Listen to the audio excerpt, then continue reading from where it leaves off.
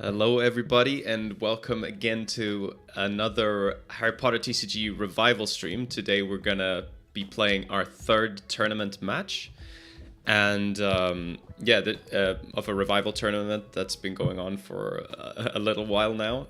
So we played two matches. First one, spoiler alert, was a loss. The second one, we won.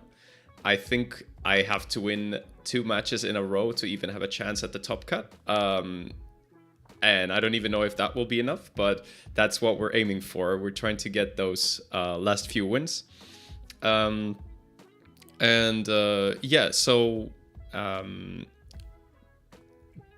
I wanted to... So the match will start in about 15 minutes.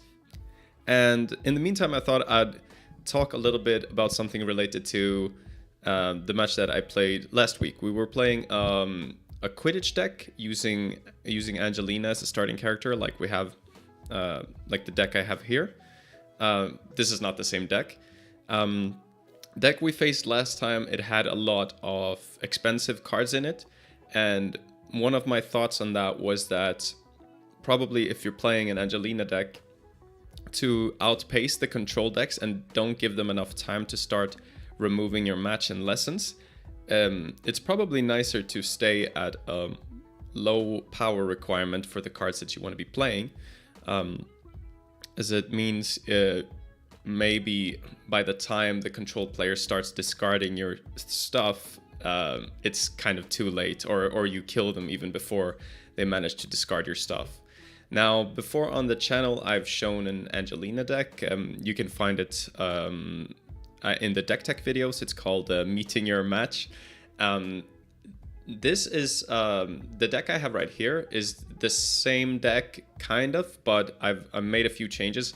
I was actually intending to show this deck as part of my, or try this deck on my classic-ish streams where I play with my house rules. But it actually is a deck that's completely legal in Revival.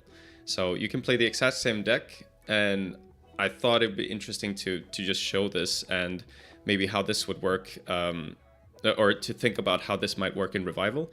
I would say in general the concept should only be more powerful as the overall power of the format has been tuned down. I think that should only make an Angelina deck more powerful because there's less competition. And Angelina's ability to give you an extra action if you have a match in play every turn is super powerful if you get to use it uncontested. So if you trigger Angelina pretty consistently, it's a really good ability.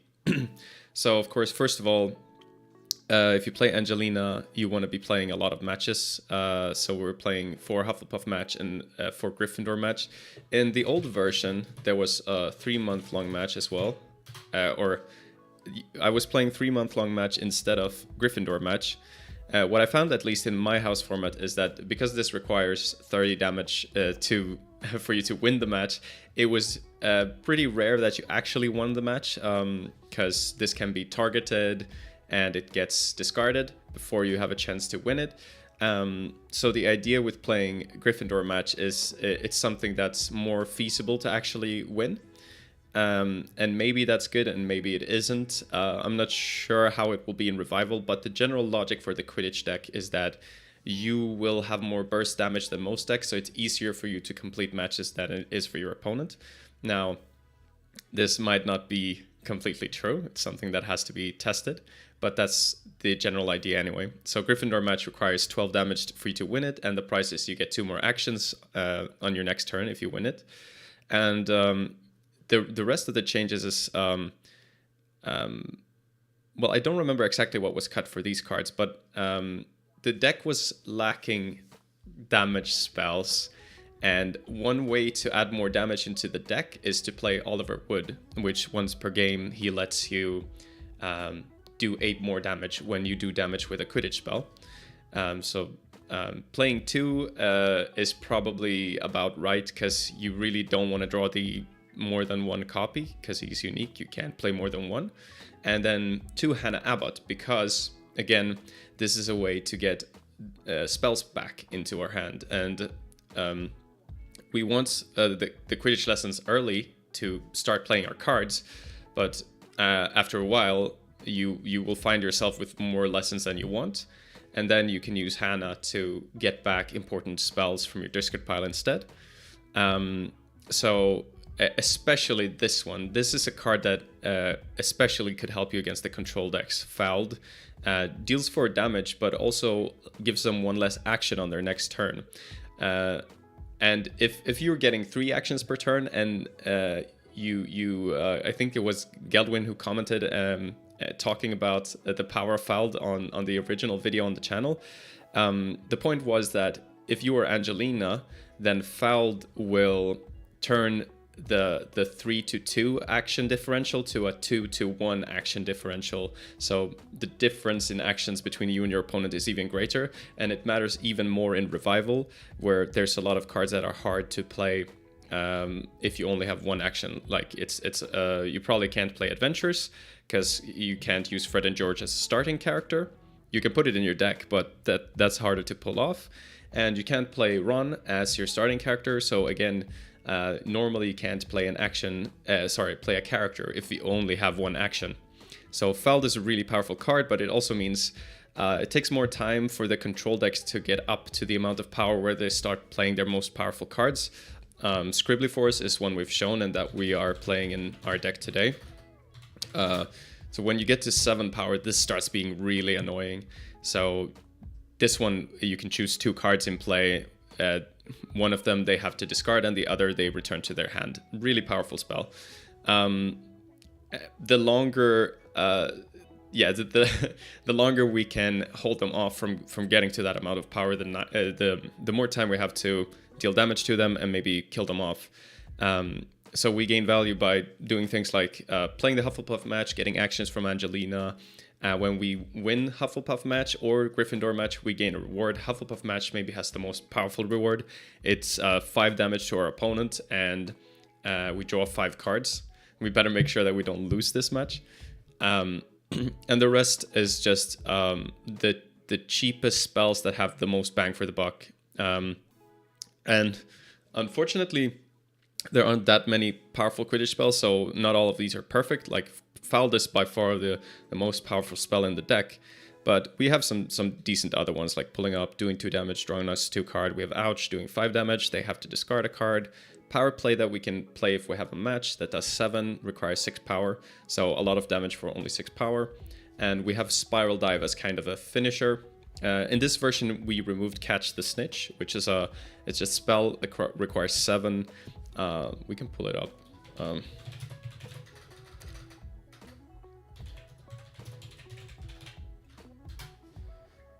There we go. Catch the Snitch. Yeah, it just lets you win the current match, but if the price is not impactful enough, then this isn't really important. When we were playing 3-month-long match, the reward is to deal 15 damage, so this becomes very worthwhile. But in this deck, the rewards aren't impactful enough to warrant playing Catch the Snitch. Oh, I remember now also I removed the card Searching for the Snitch. Which may be a mistake. This is again an experiment. This card is a spell for 2 that lets you search out a Quidditch card or a Quidditch lesson from your deck. It improves the consistency. So if you don't get a match in your starting hand, then you could get the match with Searching for the Snitch. However, you could make an argument that maybe your start is too slow then anyway, and you just have to kind of hope to get a match right away. So not sure, but yeah, you could definitely make a case for this card. But anyway, so we're playing Spiral Dive as the finisher. That just lets us discard any number of cards from our hand and do that much damage to our opponent. And yeah, especially if you win some Hufflepuff matches, eventually some cards will build up in your hand that you don't want to use, and then Spiral Dive can be a cheap way to just deal that finishing blow to your opponent. Yeah, so that's a way that you can play Angelina in Revival. Obviously, it's not the only way. You can build it in several ways, but I thought that this might be a way where it's fast enough that you can maybe deal with the control decks before they get out of hand. And then there are a lot of considerations, like what to put in your sideboard. You could, for example, play Bludger to act as sort of a creature when playing against decks that have a hard time removing your items. Maybe against non-control decks, this is perfect, because if they can't discard your match, then Bludger becomes a really good card. But if they can, it's not that great anymore. It sort of becomes a liability sometimes. You can also, if you have a lot of trouble with creatures, which you very well may have as a Quidditch deck, you can play Quirrell and just use him once per game to return all creatures and items to their owner's hands. Maybe you put 2 copies of him or something in your sideboard. But yeah, those are the main considerations. You could also play Filch or something if you have trouble against adventures. But the fact that you're Angelina makes you a little more resilient against adventures, because a few of the most powerful ones, they require you to skip actions, and Angelina gives us extra actions to make that easier. But you can also put Filch in your sideboard to deal more easily with adventures. Yeah, and then I wanted to mention some other things you can do. Let's see here.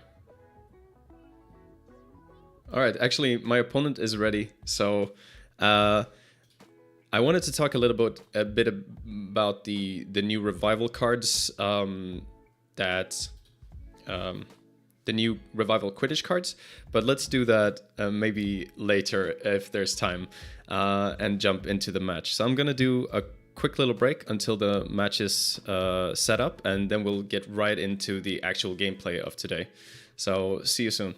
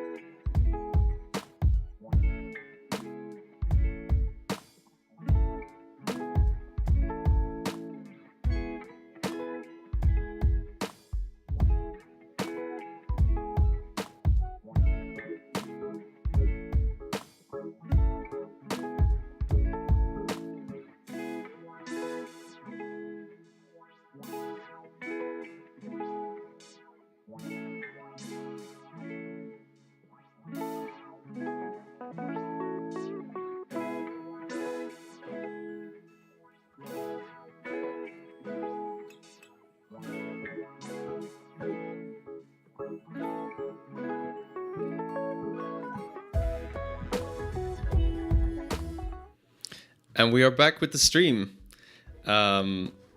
Let's see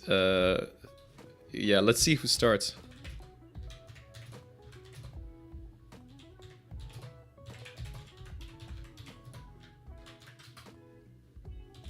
He's checking the deck hash to see that we're not cheating playing a deck. Maybe we should do the same. I'm not sure. Okay, never mind. We'll trust. We'll trust our opponent. So he rolled higher.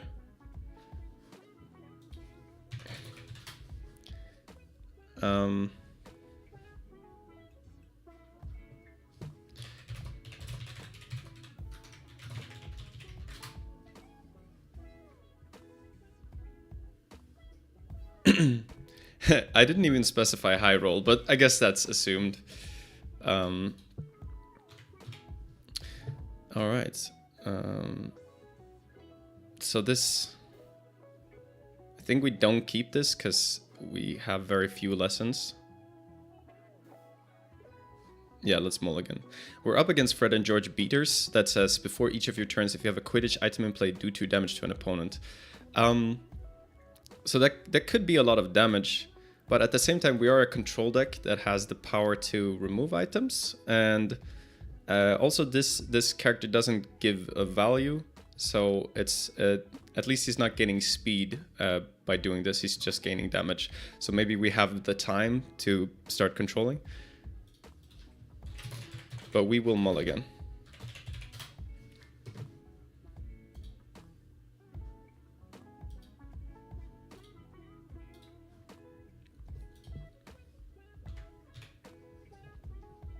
Oh shit, that's worse. Now we are in desperate need of lessons. Yeah, we're this game so far.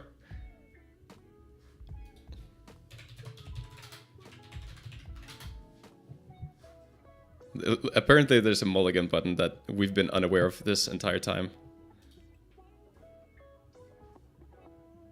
Not sure where.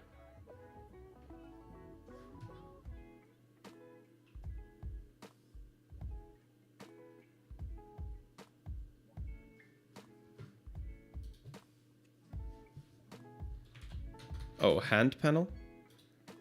Oh.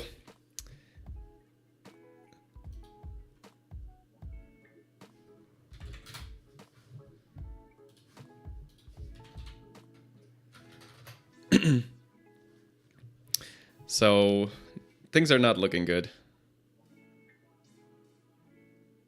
Already. Just because we don't have lessons. We have one.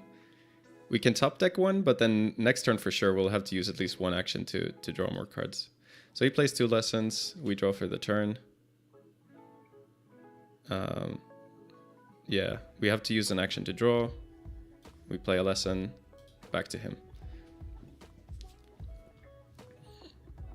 The one saving grace is I feel like this could be a good matchup for us. He's playing Searching for the Snitch. The card actually that I was talking about earlier. So probably he will search out an item so he can start using his starting character's ability.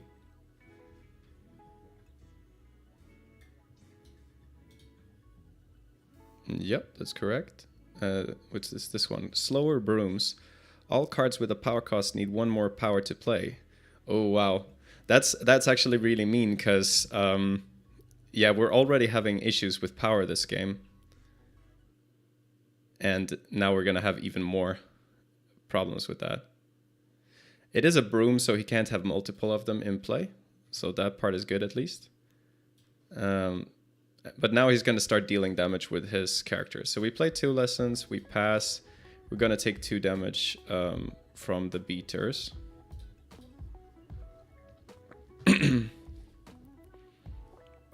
But yeah, we're having problems here.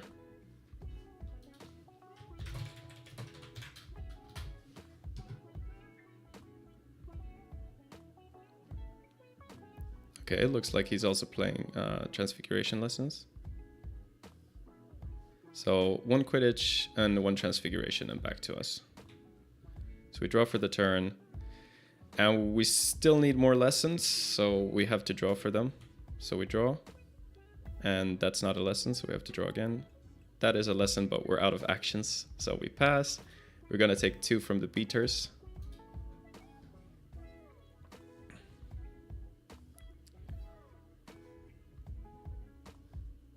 And yeah, if it wasn't for slower brooms, we would be able to play Prickly Porcupine next turn, but now we can't. Okay, so he plays a lesson and he plays fouled, so we take 4 damage and we're gonna have 1 less action on our next turn.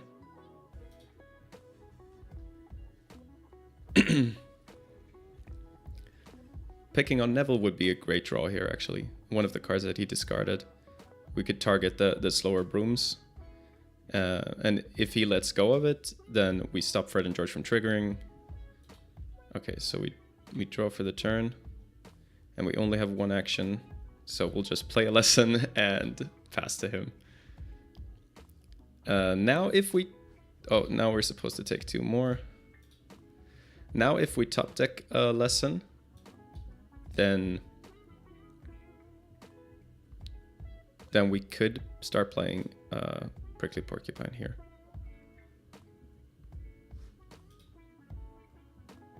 Not a lot of lessons have been discarded, so there are a lot of lessons left. We still need... We need so many of them now because of this slower brooms card.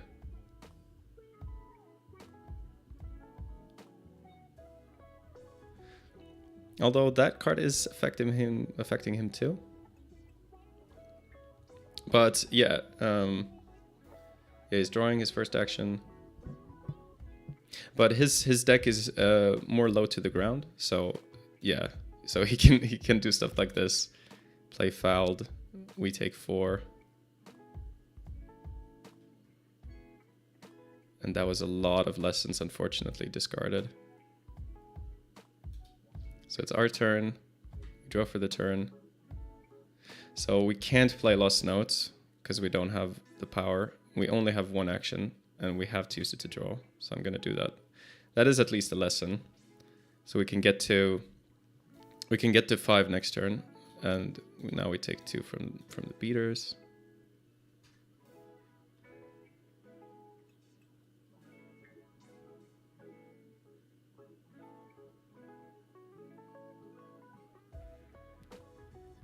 Yeah, if on last stream I was talking about how these outposts should have been black bats, and if that was the case, that would certainly help a lot. Now he played a lesson, I played Lost Notes to discard one of our lessons, so that's making things even harder. So we draw for the turn, but we do have 2 lessons to play, so we can play 2. And pass, and we take 2 more damage. Next turn, and we do have the ability to play Lost Notes and Porcupine. Or maybe something else, depending on what we draw.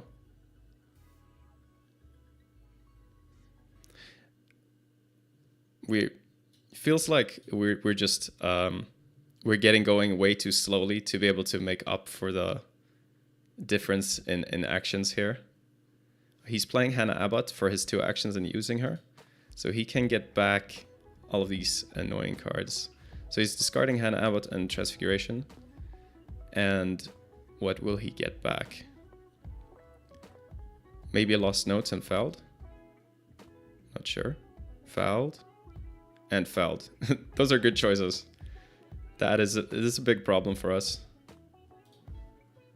So he passes to us.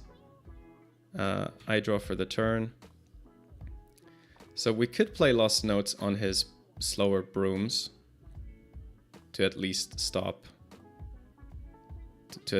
that.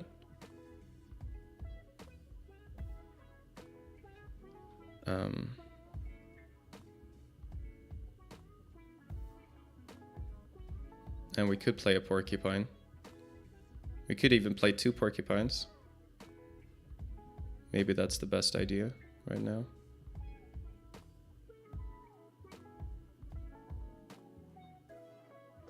Not quite sure.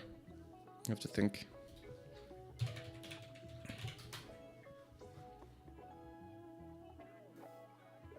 So any damage that we can stop from happening right now is pretty valuable.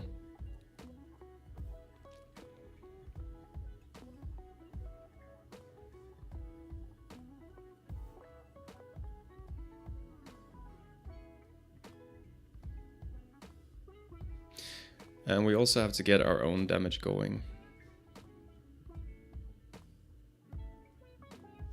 So we're gonna take at least 8 more from the fouls, put us at 16. We are in a bit of a hurry. I'm gonna play the porcupine, get a card, and yeah, I think it makes sense to get rid of slower brooms to stop the damage.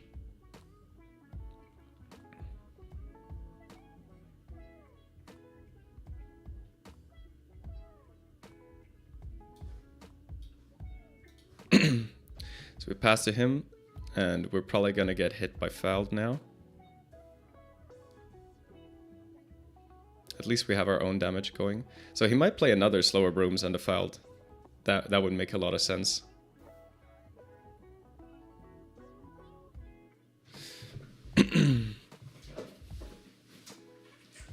Oh, he's playing picking on Neville. Targeting the porcupine. Yeah, we'll get rid of the porcupine then. We definitely don't want to be discarding lessons right now. And he's playing fouled, so that deals 4 damage to us.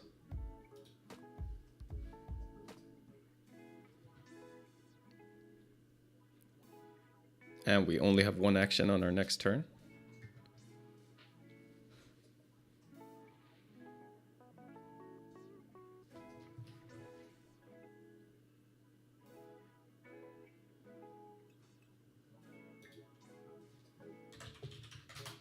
I think he just forgot to pass because he used both of his actions. Okay, yeah.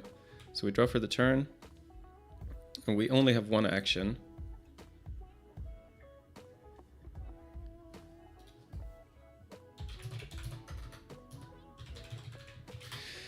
We only have 1 action. We don't have a lot of cards left.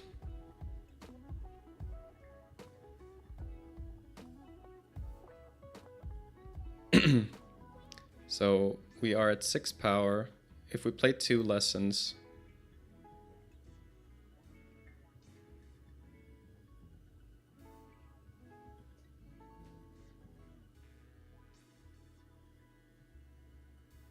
well, we can only play 1 lesson. We only have 1 action this turn. Okay, let's play the porcupine. Back to him.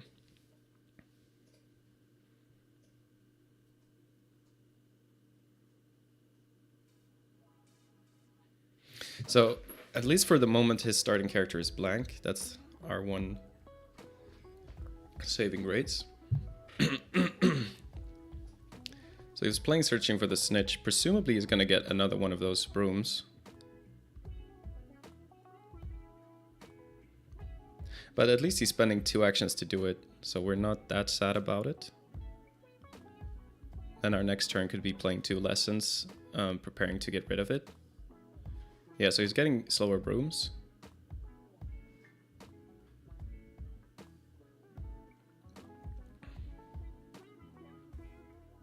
And he's playing it.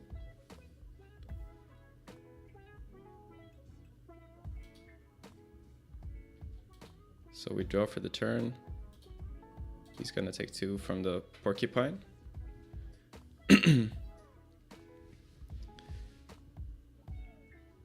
And he's probably going to play fouled next turn. So if we want to stop this slower brooms card, then we have to prepare to be able to do it next turn. If we play 2 lessons, we're at 8 power. This one makes our cards cost 1 more, so then we could still play Scribbly Force, target the broom, and something else if he plays fouled. So I think we just play 2 lessons and pass back. So now we're going to take 2.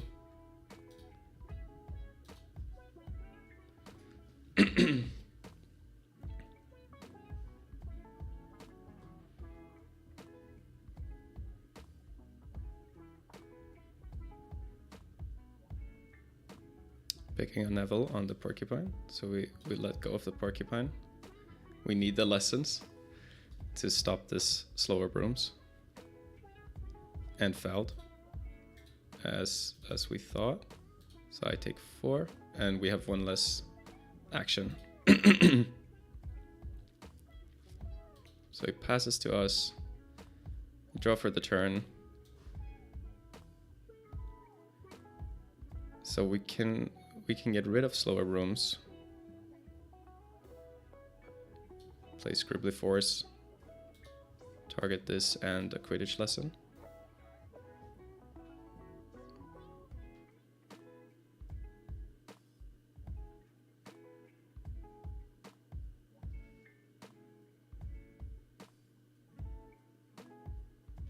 Yeah, so he's thinking about it.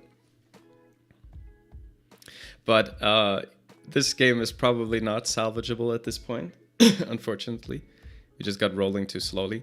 If our outposts had been black bats, like I was talking about on the last stream that they should be, I think this could have been a decent game, because we would have been able to put pressure back on him much earlier. And yeah, that would make things very different. But as it stood, we just started interacting with him way too late. And that's no good. We're just too slow. I think that's been the problem with this deck in general, and therefore the swapping the outpost for those. Okay, so he sends the broom to the graveyard.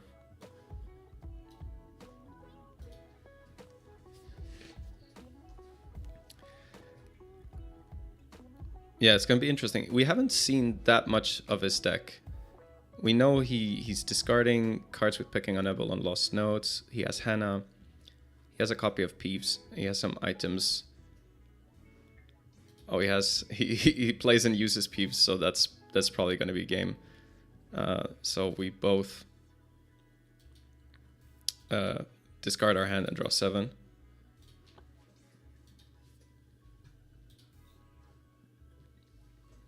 And yeah, that's going to be game. We'll concede this.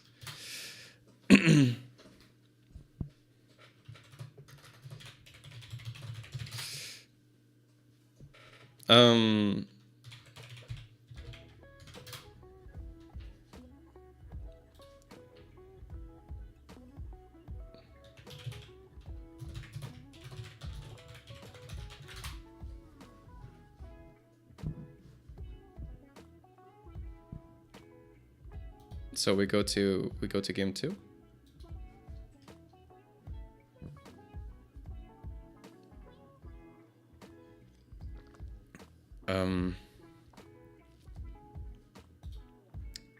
So again, our sideboard doesn't really do anything.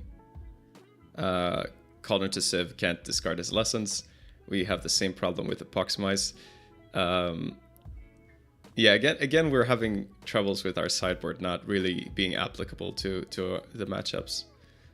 But that comes with learning what the meta is like. Okay. So I draw for the turn.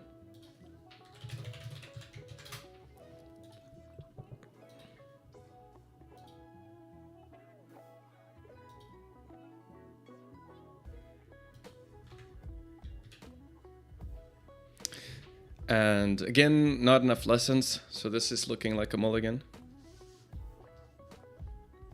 This is also one of those matchups that may just be decided by who gets to start. That's a general problem with the game. It seems like that happens a lot.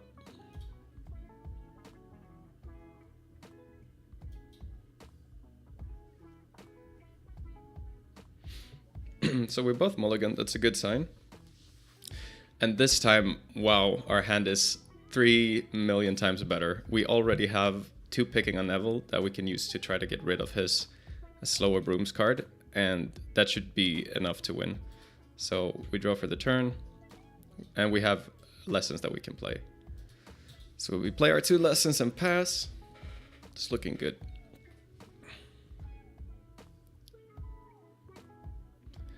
Another thing we can do with these is to try to target his transfiguration lessons to stop one kind of power. So we draw for the turn. So I think we'll do that. We'll play the Care of Magical Creatures, play Picking on Neville on the Transfiguration lesson. And we pass back to him. It may be correct to target the Quidditch lesson instead. I just got the impression that he has more Quidditch lessons in his deck. Okay, so he's playing... this is interesting.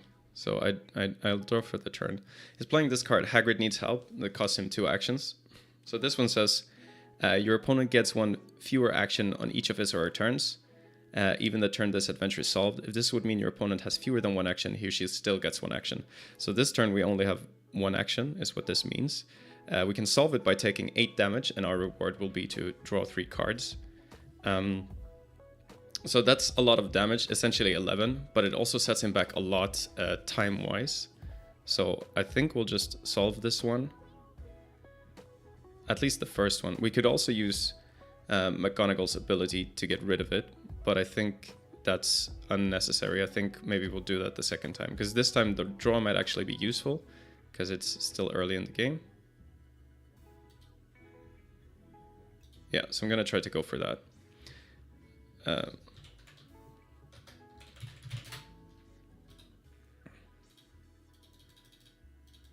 So 8 cards to our discard pile, and draw 3. And then we have 1 action, so we'll use that to play a Care of Magical Creatures and pass back to him.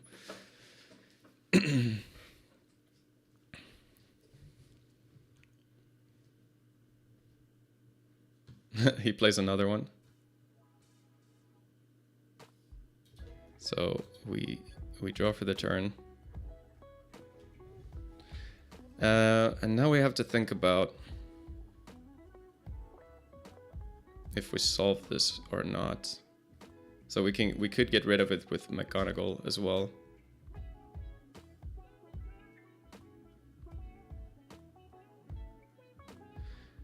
We could also play Picking on Neville on and get rid of it that way.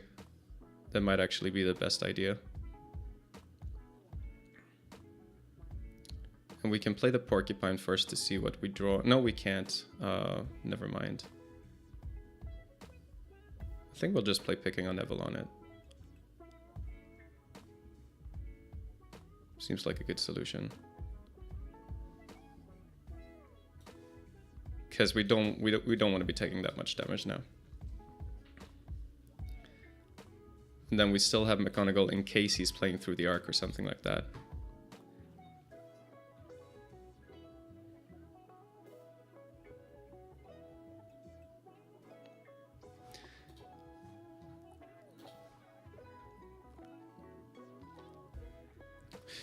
And also saving McGonagall in case he plays Escaping the Dursleys. Because then all the cards that we drew will be lost. And we would really like to not have that happen.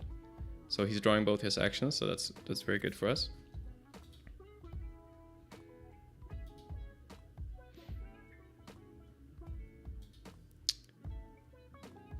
It looks, maybe he's thinking. No, he's passing now. So we draw for the turn. We draw another lesson. I think Porcupine and a lesson is a good play here. So we get a card. Oh, and we could play another Porcupine. I think that's a good idea. So we play it and get a card. And pass back to him.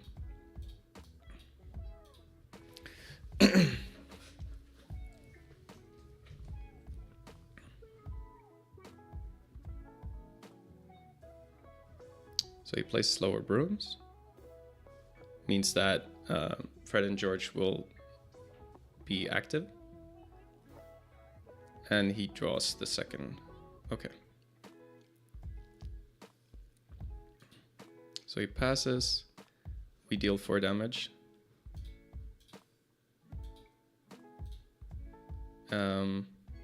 Yeah, so our turn, this turn will be straightforward. We can't play, there's no, yeah, we can't play any of the cards in our hand, so we'll just play 2 lessons. So we're then at 7 power. Well, we could have played the outpost, but we don't want to. So this puts us at 7, so we can play cards that cost 6, and we'll pass. So now we'll take 2, put 2 in discard, and next turn we could play a lesson and a capybara, which is a nice play. Okay, yeah, so he is playing through the arc, so looks like we were doing the right thing. So we'll draw for the turn. Okay. And we'll deal 4 with the porcupines. So I could get rid of through the arc with McGonagall here, but I think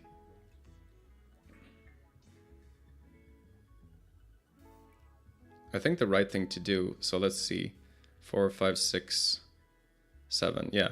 So if we play through the arc stops us from playing spell cards. But we don't have to play spell cards this turn. I think we can wait 1 turn. So I think the best idea is to play a lesson and then capybara. So 1, 2, 3. So 1, 2, 3, 4, 5, 6, 7. So now we're at 8. Play capybara, get a card, and pass back to him. And this is also really good. Scribbly Force. We'll be able to play this too. Maybe we'll play it over the Lost Notes. So yeah, we'll take 2 from the beaters.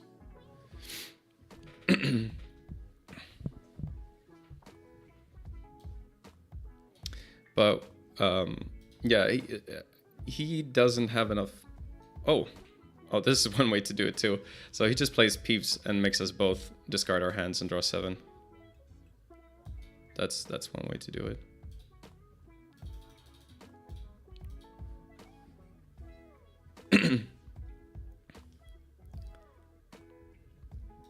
And he passes. So we draw for the turn.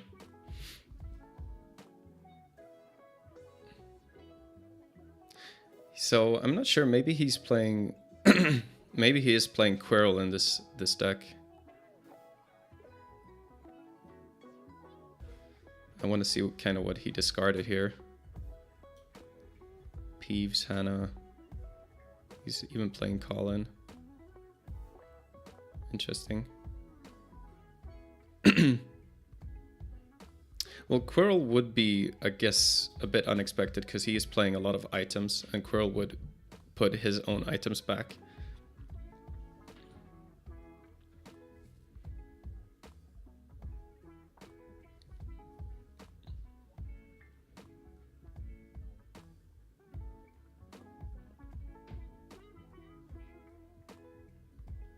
Yeah, I think...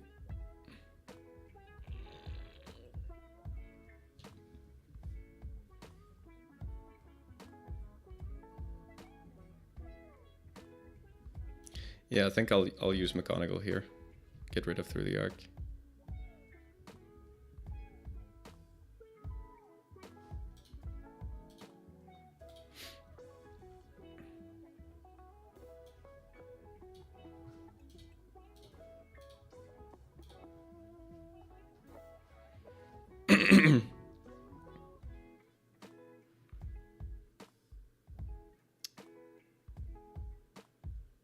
So the broom goes to discard, and we'll play the capybara and get a card. Pass back to him. So now he has 2 turns to solve this creature problem. Otherwise, he's gone. He may be playing Quirrell, so it's not over. Oh, but he's just playing 2 lessons, so it's probably over. So he's gonna take 10. And if we play picking on Neville, he could sacrifice Peeves to discard a lesson that is not the one we targeted. but Peeves does not save him here if he wants to play another one.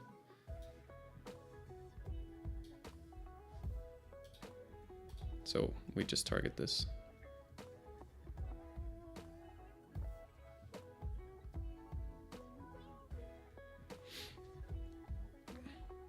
So because of all these adventures, we might want to sideboard in Filch for the next game.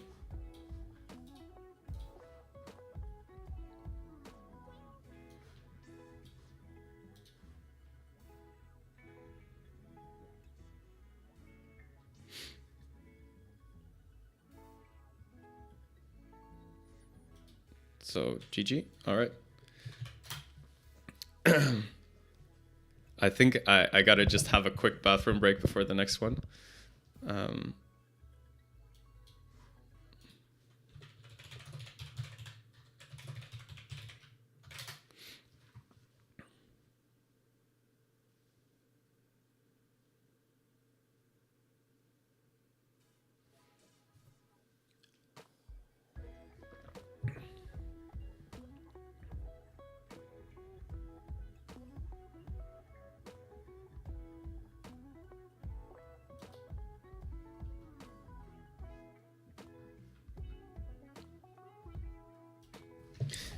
All right, so we'll do a quick break and I'll be right back.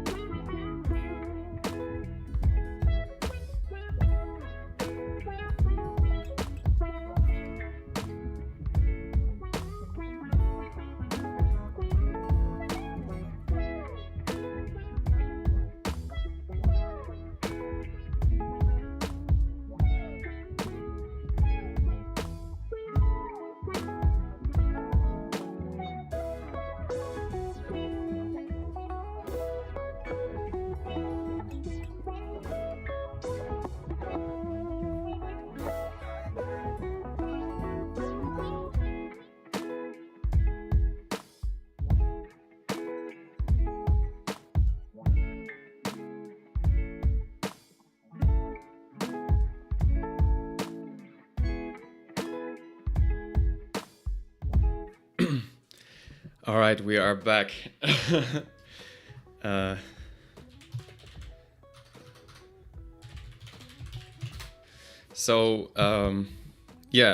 Because he's playing adventures, we'll put Filch in our deck. First time we're using the sideboard. And I think most of the cards in our deck are useful. Filch really helps against Through the Arc, potentially. And we could get rid of two of the outposts that I've been saying have not helped us out a lot in these games. I just ran around a bunch to get my heat up, but yeah, if you're wondering why I'm breathing like this, okay, so we'll go with that. And yeah, unfortunately the starting advantage in this game is so high that... Oh, whoops.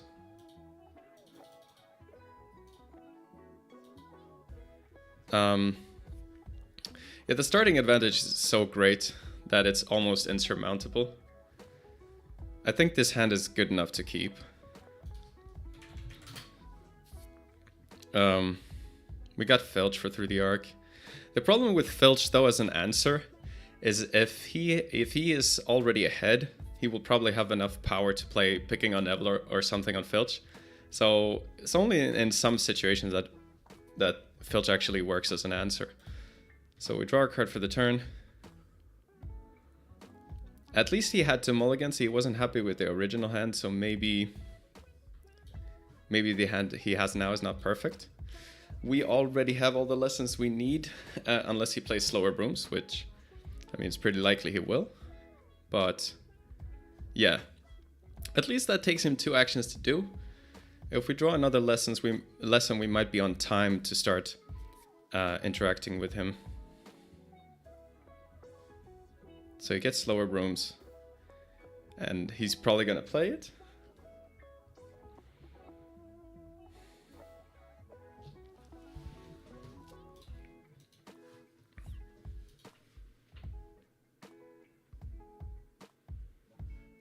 Yeah, so he does play it. So that activates his starting character.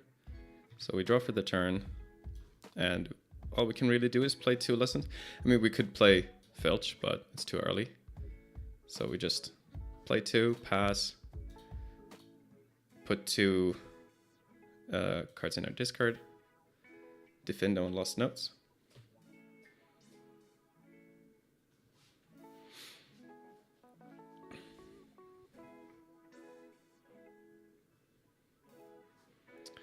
A good thing, I guess, is this does affect him as well.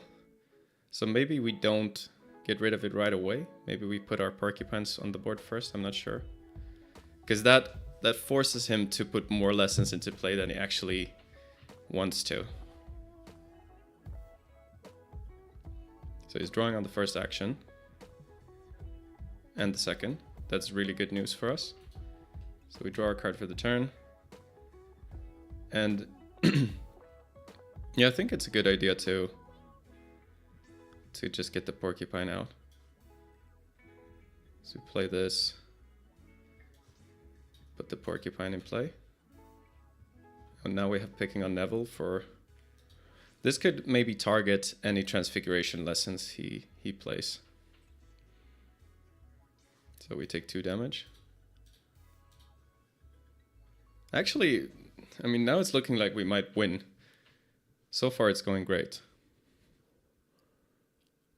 considering we didn't start.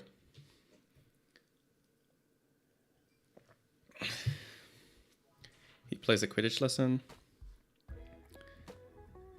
A broomstick compass that says if he has a broom in play, it provides 2 power. So it gives us even more incentive to get rid of the broom. So we'll draw for the turn.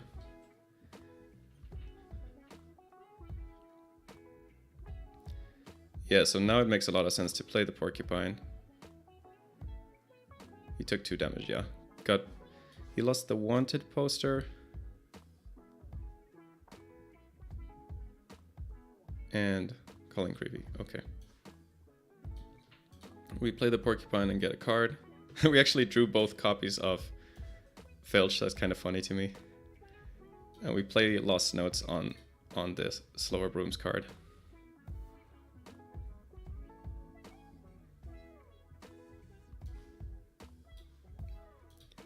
But we are the ones dealing damage. Oh, right. He still deals damage with Fred and George. I forgot about that. Because he just needs a Quidditch item. We could play picking on Neville on this one, I guess, on the next turn. But at least for now, it doesn't provide power. Or maybe we just have to accept taking the 2 and we keep picking on Neville for something else. I'm not sure.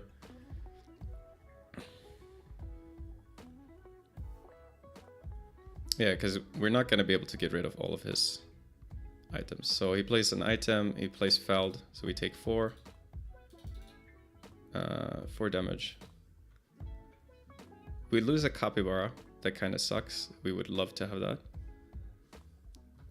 Because it looks like he has problems getting rid of creatures.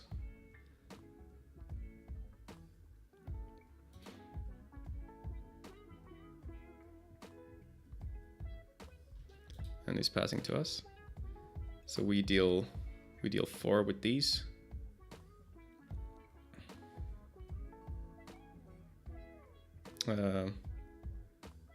Discarding 2 through the arc. So he's still on adventures. I'm trying to think this turn what the best thing is to play. We could actually get rid of both of the items and stop his damage. It would be at a pretty big cost though.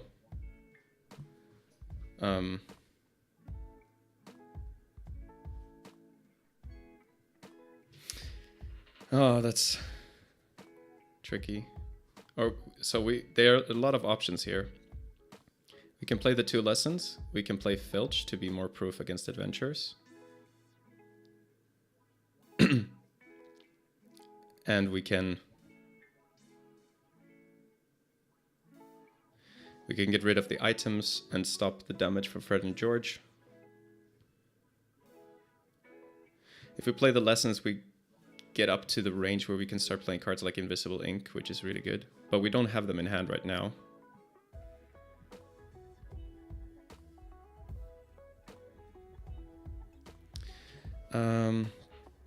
And I feel like it would not be that hard for him to replace Quidditch items that we discard.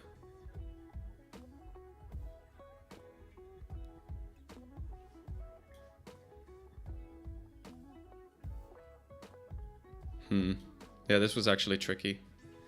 This is one of the... we drew both the Filches, so now we kind of want one of them to be an outpost. I guess discarding 2 through the arc means...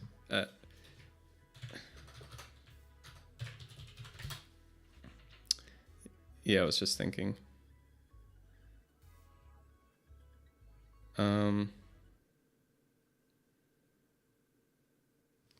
But yeah, playing the lessons means we will have access to... we will be able to play whatever card we want later on.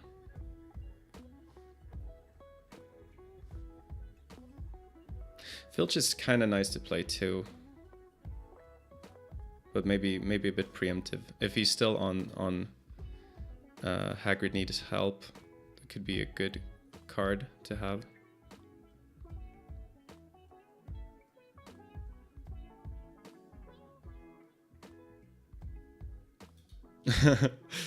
Yeah, try not to think.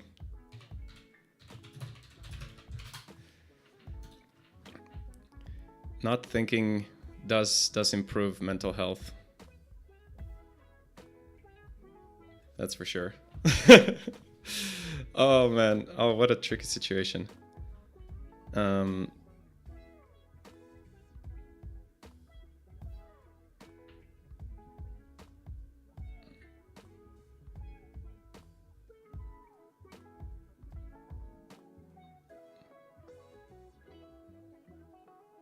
Yeah, it's weird because I kind of want him to play adventures.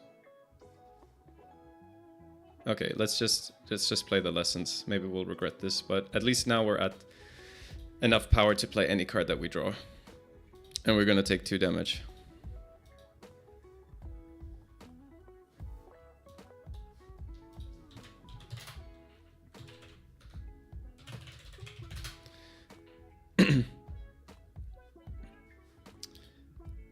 Oh, we lost Screwly Force and Capybara. Yeah, I totally forgot about Felt. That makes a big difference.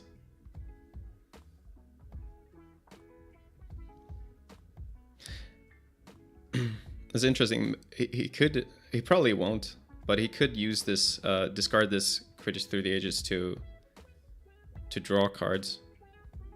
Okay, he's searching his deck, and he's getting slower brooms. The thing is, I don't know what he plays that costs more than 4 power, except Lost Notes. We haven't seen it. Maybe we should have paid more attention. So he plays the slower brooms. We draw for the turn.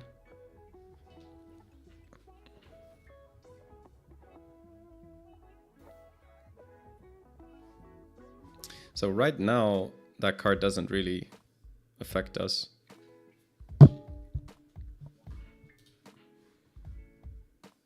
But I'm just wondering if it...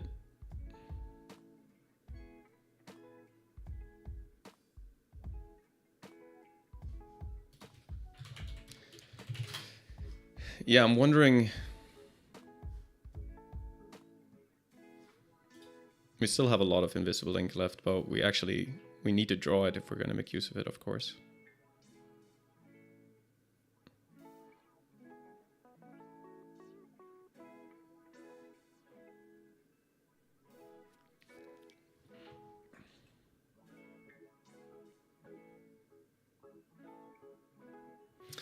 I'm trying to figure out if it's a good idea to get rid of this or not.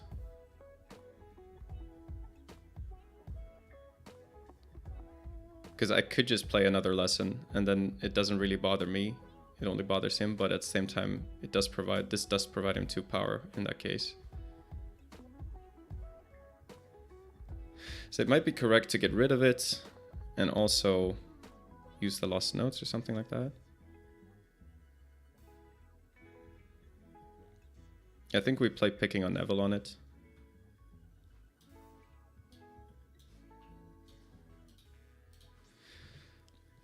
I'm not sure.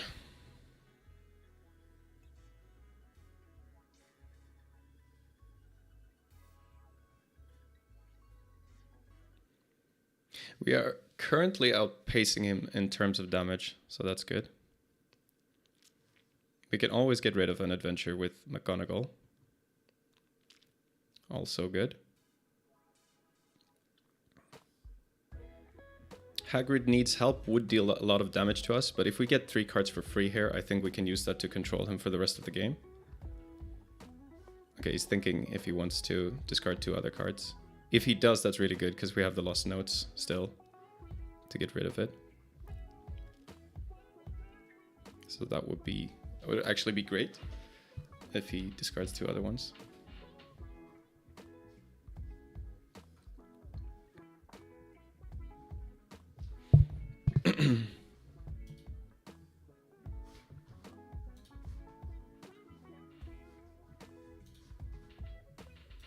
I guess he's still thinking.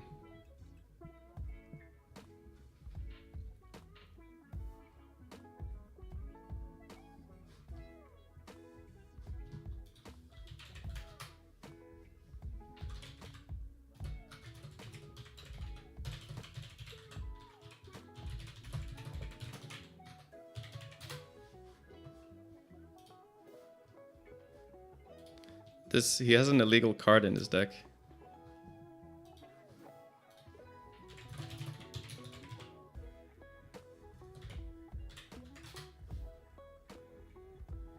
Pretty sure that card is banned. Oh. Okay, let me double check that.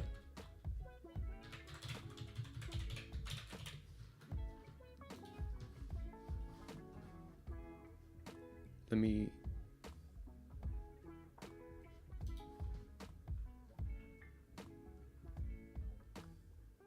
Oh, okay, I totally missed that.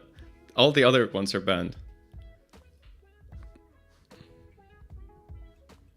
Okay, so he's choosing to get rid of 2 other cards. which I'm fine with. So let's get rid of the Broomstick Compass and the Lesson. So we can play Lost Notes, but instead of playing it on the slower brooms, I think we'll play it on Quidditch Through the Ages. Because Fred and George, as long as there's a Quidditch item, they do 2 damage. So there's still going to be one in play no matter what. And slower brooms actually slows him down too.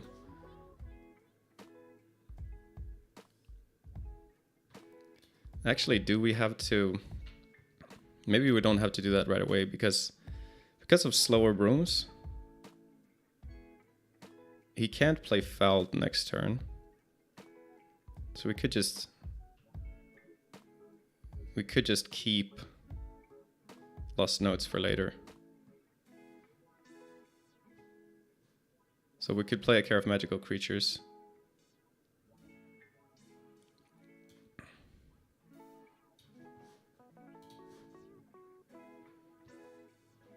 So we take 2 damage.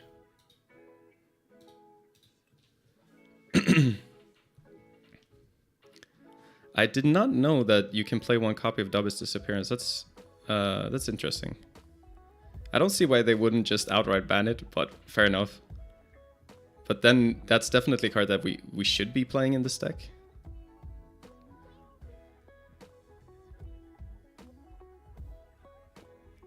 Okay, he plays Wanted Poster and he names Scribbler for it. So Wanted Poster makes a certain... yeah, you can, when you play it, you name a non-lesson card, and cards with the chosen name require 1 more action to play. So now Scribbler Force requires 1 more action to play. We draw our card for the turn. So he discards 4. All good cards too, I think. Quidditch Through the Ages, Lost Notes, Fouled, Calling Creevy. Yeah, so we can play Owlpost to draw 3. And then we see what we want to do.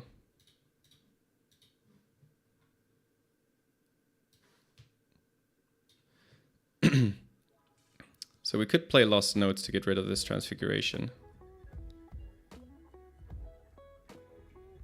But I think I just want to put another creature into play.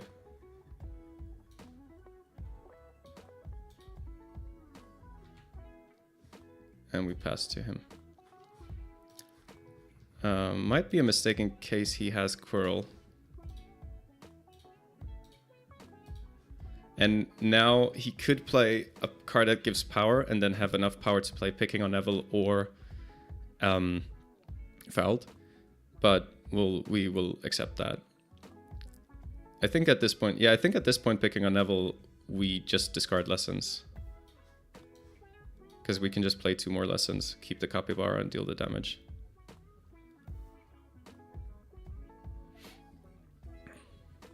And he passes to us. So we draw for the turn. We'll deal 7.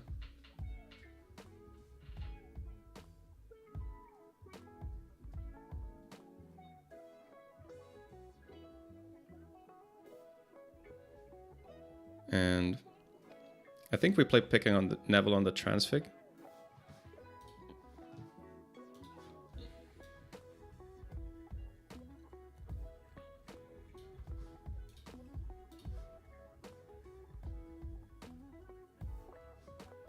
And we can save the Lost Notes for the Wanted Poster in case we draw Scribbler Force. So we're outpacing him in terms of damage.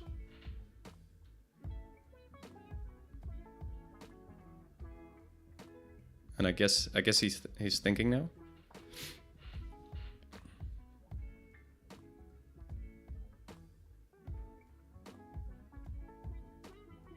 He discards Slower Brooms and another card, the Wanted Poster. Okay, that's fine.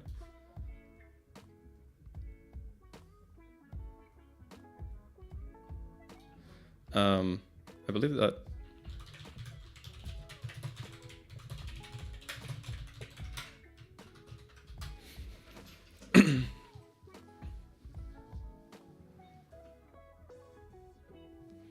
I think it was my first action.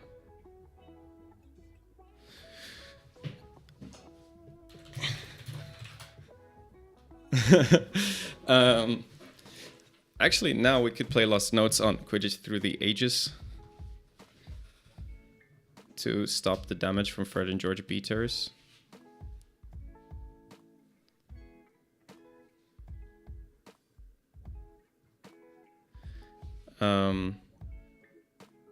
That seems pretty good. How many picking on Neville does he have left?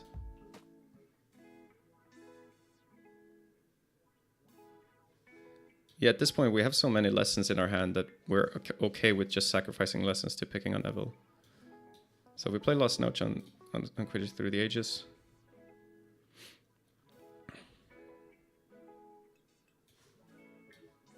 And I'm liking our position. Unless something unexpected happens, I'm really liking our position.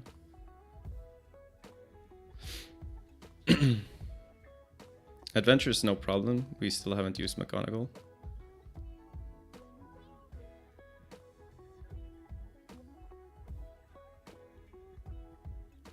So I think he's in a very tough spot, and we might actually get the match win that we did not expect.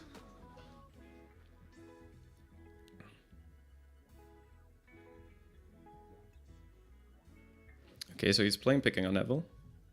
And we'll just save the Capybara, discarding 2 lessons.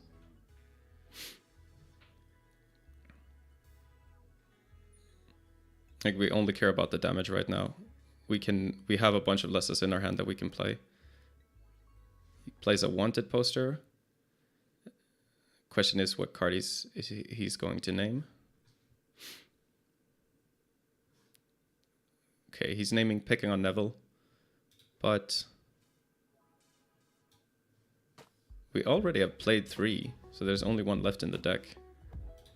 So I'm not sure why.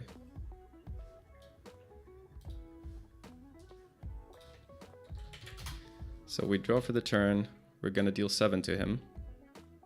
And we're just gonna play 2 lessons and pass.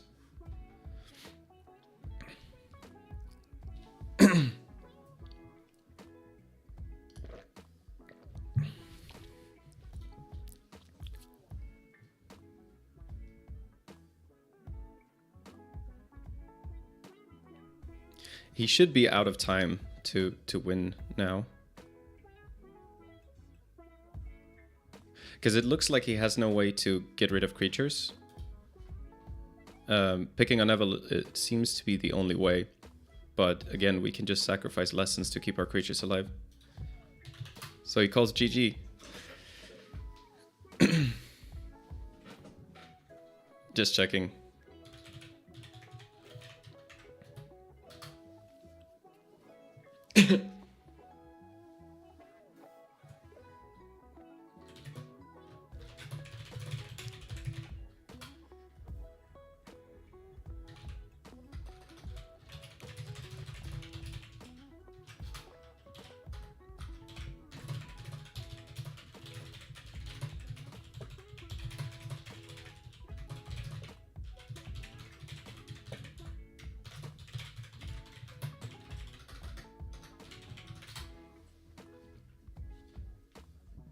So we're gonna, I'm just checking that if he wants to come on stream, we can discuss.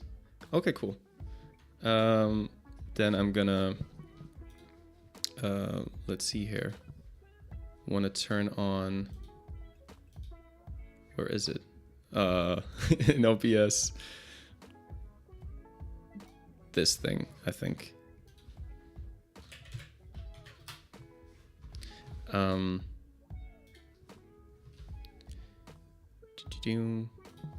Just checking here.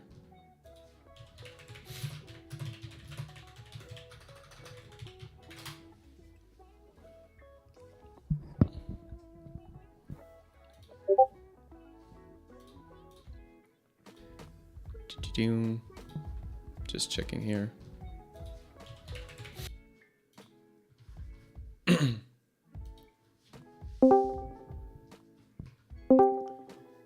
Hello, welcome to the stream. I'm just gonna check that the audio. Well, sorry, I'm doing things in the wrong order. Hey, welcome to the stream. Introduce yourself, please. Hello, my name is Reese. I am a player for a couple years now with the Revival team, and I am from Australia.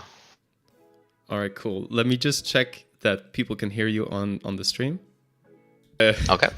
Sorry, I'm doing things in the wrong order. Hey, welcome to the stream. Introduce yourself, please. Hello, my. Okay, yes, people can hear you. Great, so awesome. Yeah, so you're on the Revival team.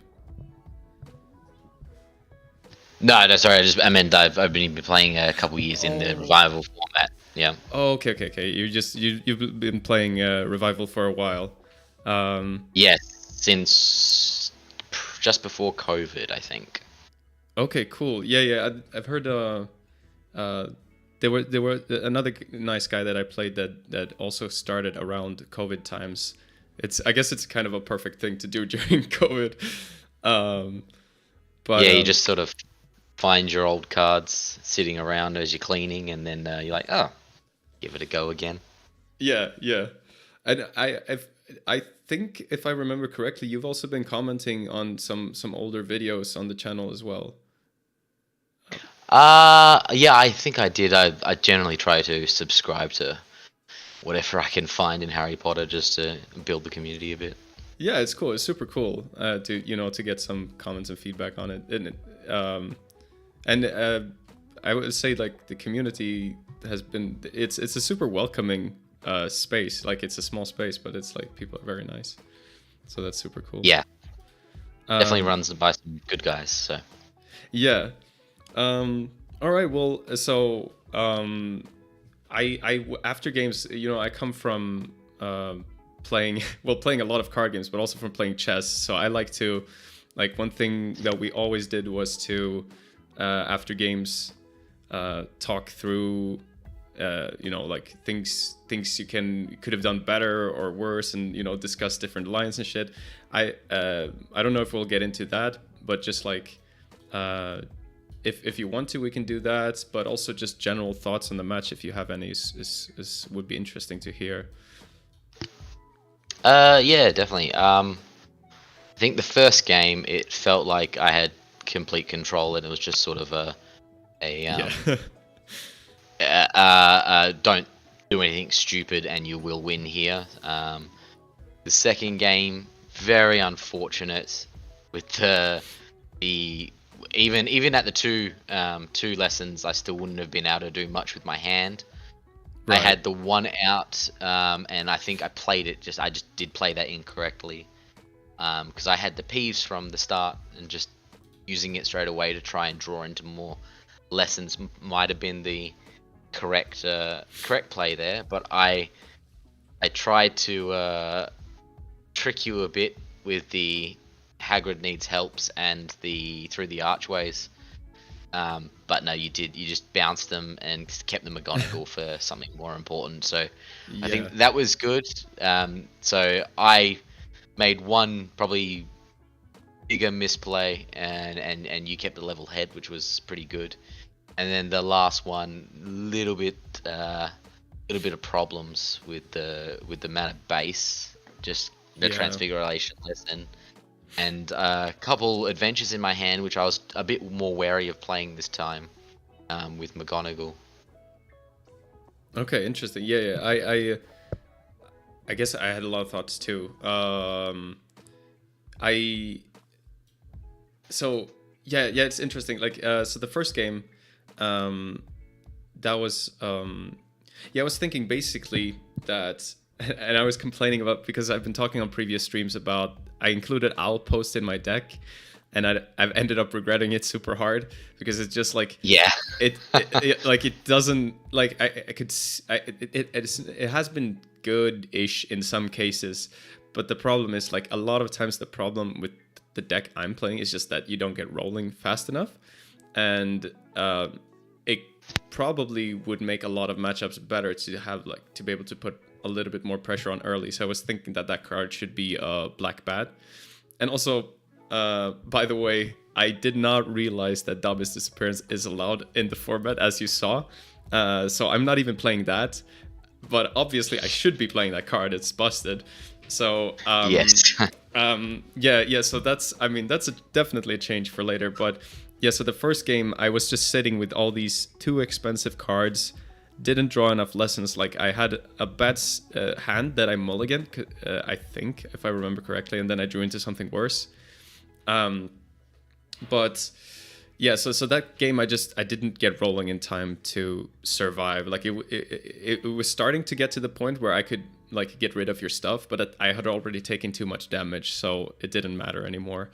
Yeah, I definitely feel like the midpoint of that game, I sort of rolled away with it. I was realized if you could start getting your, what did you have, like Lost Notes even, because it's a lot cheaper. But even if you got your Scribble Fours, your Defendos and stuff, I was sort of, there's too much damage done, and especially with the Peeves in hand and back up, I just kept that until I got right down to the bottom, and I was just like, yep, cool, you can't do anything about it now. Exactly. I realized you had no healing as well, so it was quite an inevitable sort of thing. It wasn't like you could pump back and then like hold out a bit longer.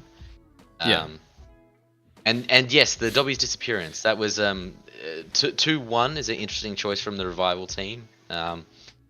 I think a lot of the problems they saw was when you had multiple copies and you could just Dobby's Disappearance, and even a third one, not particularly unlikely. They were like, that's too much, but one, that could be okay. I don't know if I agree with it entirely, because it is still quite powerful, and the whole idea of banned versus limited cards is a bit interesting as well. But it's definitely in the format. Yep. Well, now I know, and yeah, it's definitely a card that I should be playing. That makes sense to some degree. I come from. I've also played Yu-Gi-Oh in the past, where this is a thing where some cards you can play one, some cards you can play two, but like it's I don't know. Sometimes it's a nice solution. Other times it doesn't make sense. I guess it doesn't seem terrible to me that you can play one. I guess there's some logic to it. Like, I guess a few of the things you could do in the past was like you'd play like 4 Dobby's Disappearance and then play Escaping the Dursleys, and they have to discard their hand, and stuff like that. Yeah, but seems at least fine at one copy. But I thought maybe it would be a cleaner solution to just ban it completely. I was also curious if you had any Quirrells in your deck, because that's what I was fearing a little bit that you were going to do, but at the same time you play a lot of items, so I don't know if that makes sense.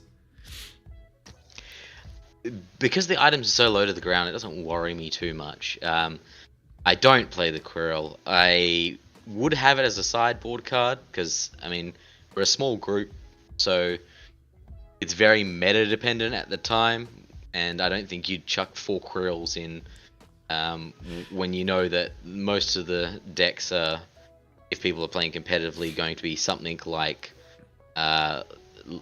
spells with Lesson Destruction or VTJ Dracos or something like that. So it definitely would have been a sideboard card, but I threw this is not really an overly competitive deck. I just threw it in because Fred and George are one of my favorites, and didn't have a sideboard really in mind. So Sammy came and was like, well, what's with your sideboard? You put 15 cards in. And I'm like, oh shit, just delete the last 5. Okay. And so I ended up with Through the Arch and Argus, because they're my pretty much go-tos for sideboard stuff. And I think it was Into the Stands was the last 2, which which I don't know against if they're McGonagall. that great. Yeah, because of McGonagall, it would definitely be better as Quirrells. I think just in all cases, even because even if you are chucking down a few creatures, the Quirrell is just instantly used. There's no way to just ditch the Into the Stands with like a Scribble Fours or a picking on Neville. So I think it's, in hindsight, definitely the much better one if I was to plan a deck a bit better.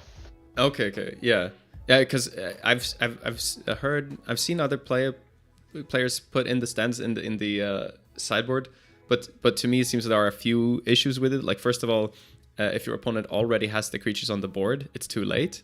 That's one of the problems. Then the other problem is, like, there are a bunch of cards that like can get rid of in the stands. and you're paying 2 actions for it. Like, especially if Dobby's Disappearance is allowed, you know, that would be so annoying if they just like play that. I get that it's a one-off, so maybe you shouldn't consider it too much. But there are cards like Picking on Neville, there's Scribbly Force, there's Defendo. Of course, not every deck looks like mine, so I don't know. But I was also thinking there's you can put Filch on the board maybe. So it seems like pretty easy to get around. It's not easy to solve. Yeah, I can see that point of view. The McGonagalls and the Picking on Neville, particularly because it's low. But I think Into the Stands is definitely the idea behind it being get it in the opening hand. If you're against, a creature deck, especially something McGonagall, that or creatures rather, something more creature focused, you want to play it straight away. And if they've gotten 2 Scribbly Fours and are using the Scribbly Fours on the Into the Stands, it's sort of already done its job because it's stopped the creatures coming out earlier than the Scribbly Fours. Whereas Picking on Neville, definitely so, because Picking on Neville you can do, turn 3 onwards, so it's a little bit more of a concern. I don't think it's too good in hindsight. Okay, I think I agree. I mean, if you're playing adventures against the McGonagall deck, the aim is, I guess, somewhat you want to force the ability to be used so that you can play the adventure that you actually want to play, and maybe in the stands, if you get it in your opener, would serve that purpose if they don't get Picking on Neville or something. So I guess that would be like the ideal case. It's like you force them to use McGonagall, then they play their creatures, and then you can play like Through the Arc or something, and they actually have to solve it in a proper way. That would, I guess, be the dream. But still, McGonagall just seems so good against this when you have to pay 2 actions for the adventures, because then it's like, to get the actual adventure on the board, it's essentially 4 actions, and then at that time you've gained a lot of time to put creatures on the board and stuff.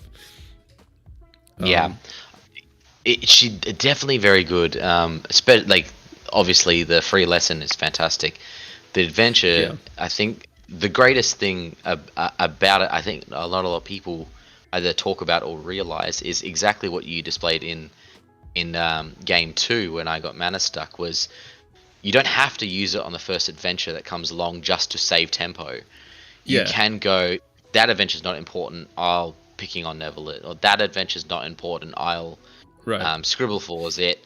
Now this one is important, I can use it. And you used it on the later one where it was like, shit, this is my only way of getting back into the game, even slightly. So very powerful, because as a starter, can't be dealt with. As maybe the Dementors or something for the newer cards, but traditionally speaking, it makes her very, very powerful, because you just can't interact with her, and it's always there, waiting, looming. Yeah, exactly. It seems like adventures are kind of a big deal in this format, so McGonagall just makes a lot of sense for that reason to me. But so they're in the second game. So the first Hagrid Needs Help, like, that card is super scary if you have to solve it every time, because you're taking so much damage. But there are cases, like in the second game, where the first time Hagrid Needs Help is played, you're just like, I'm sort of fine with taking that damage one time, as long as I don't have to do it multiple times or like 3 times. Because you can actually speed up, like, you actually get sped up. The reward actually matters. You get the 3 cards, and that allows me to control the game from that point on even better. And so, and as long as I'm saving my ability, so like, you can't play Escaping the Dursleys and have me discard my entire hand after I get the reward, then it's actually pretty good for me. So then the person who put all the adventures in their deck gets in kind of an awkward position, is what it seems to be. If you're not, so the problem is if you're not already like in a bad position as the McGonagall deck, like when in the first game when you started, like you got the right kind of start and I got the wrong kind of start, and it just like, I didn't have the time to interact with you correctly, so like, you just start dealing with things way too late. Of course, I guess in the first game you didn't play this adventure, but that was the general idea. And then in the other two games, I guess in the third game you just didn't get the best start, and so it seemed like I got the opportunity to get back into the game because you had to spend a turn drawing for extra cards. Yeah, I did fall behind with again with the lessons. It is a low lesson count, but the second game was a very very unfortunate one.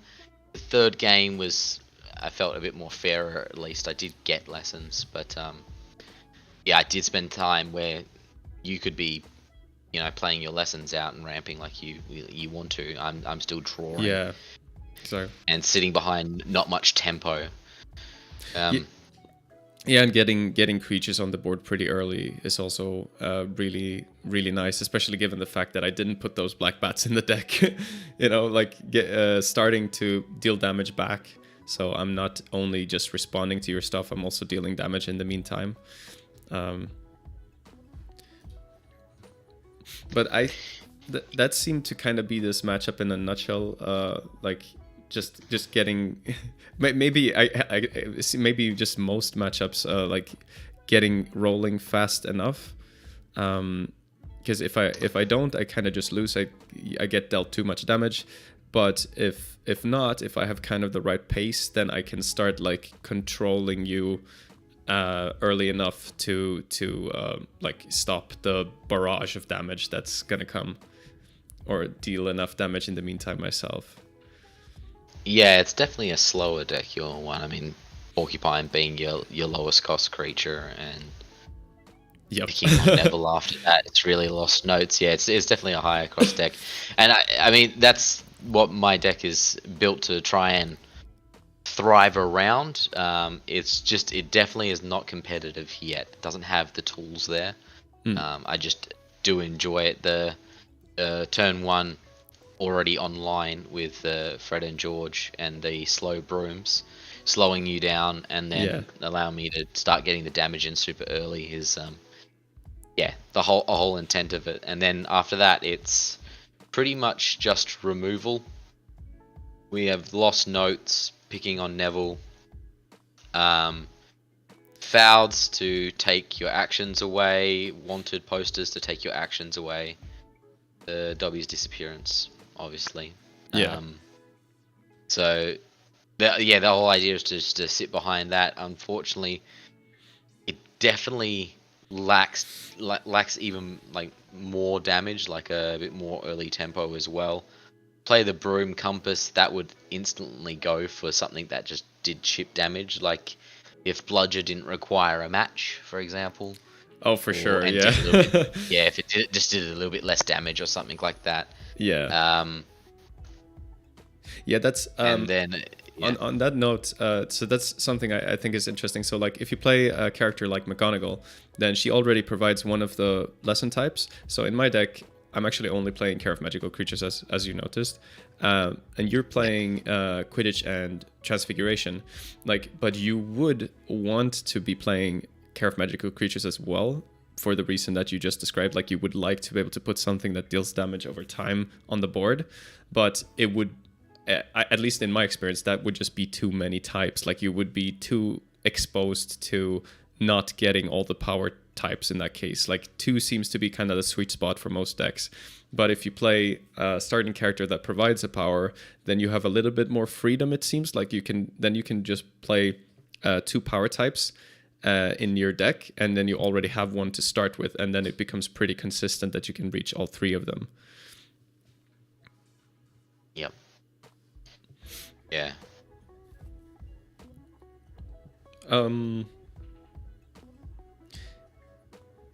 Yeah, I thought it was cool, exciting games. I was sort of expecting to lose there in the third one, because the first game where I didn't start went so poorly. I find who starts really has a huge impact in this game, maybe bigger than it should have. Like the fact that there is absolutely no drawback for starting is kind of crazy to me.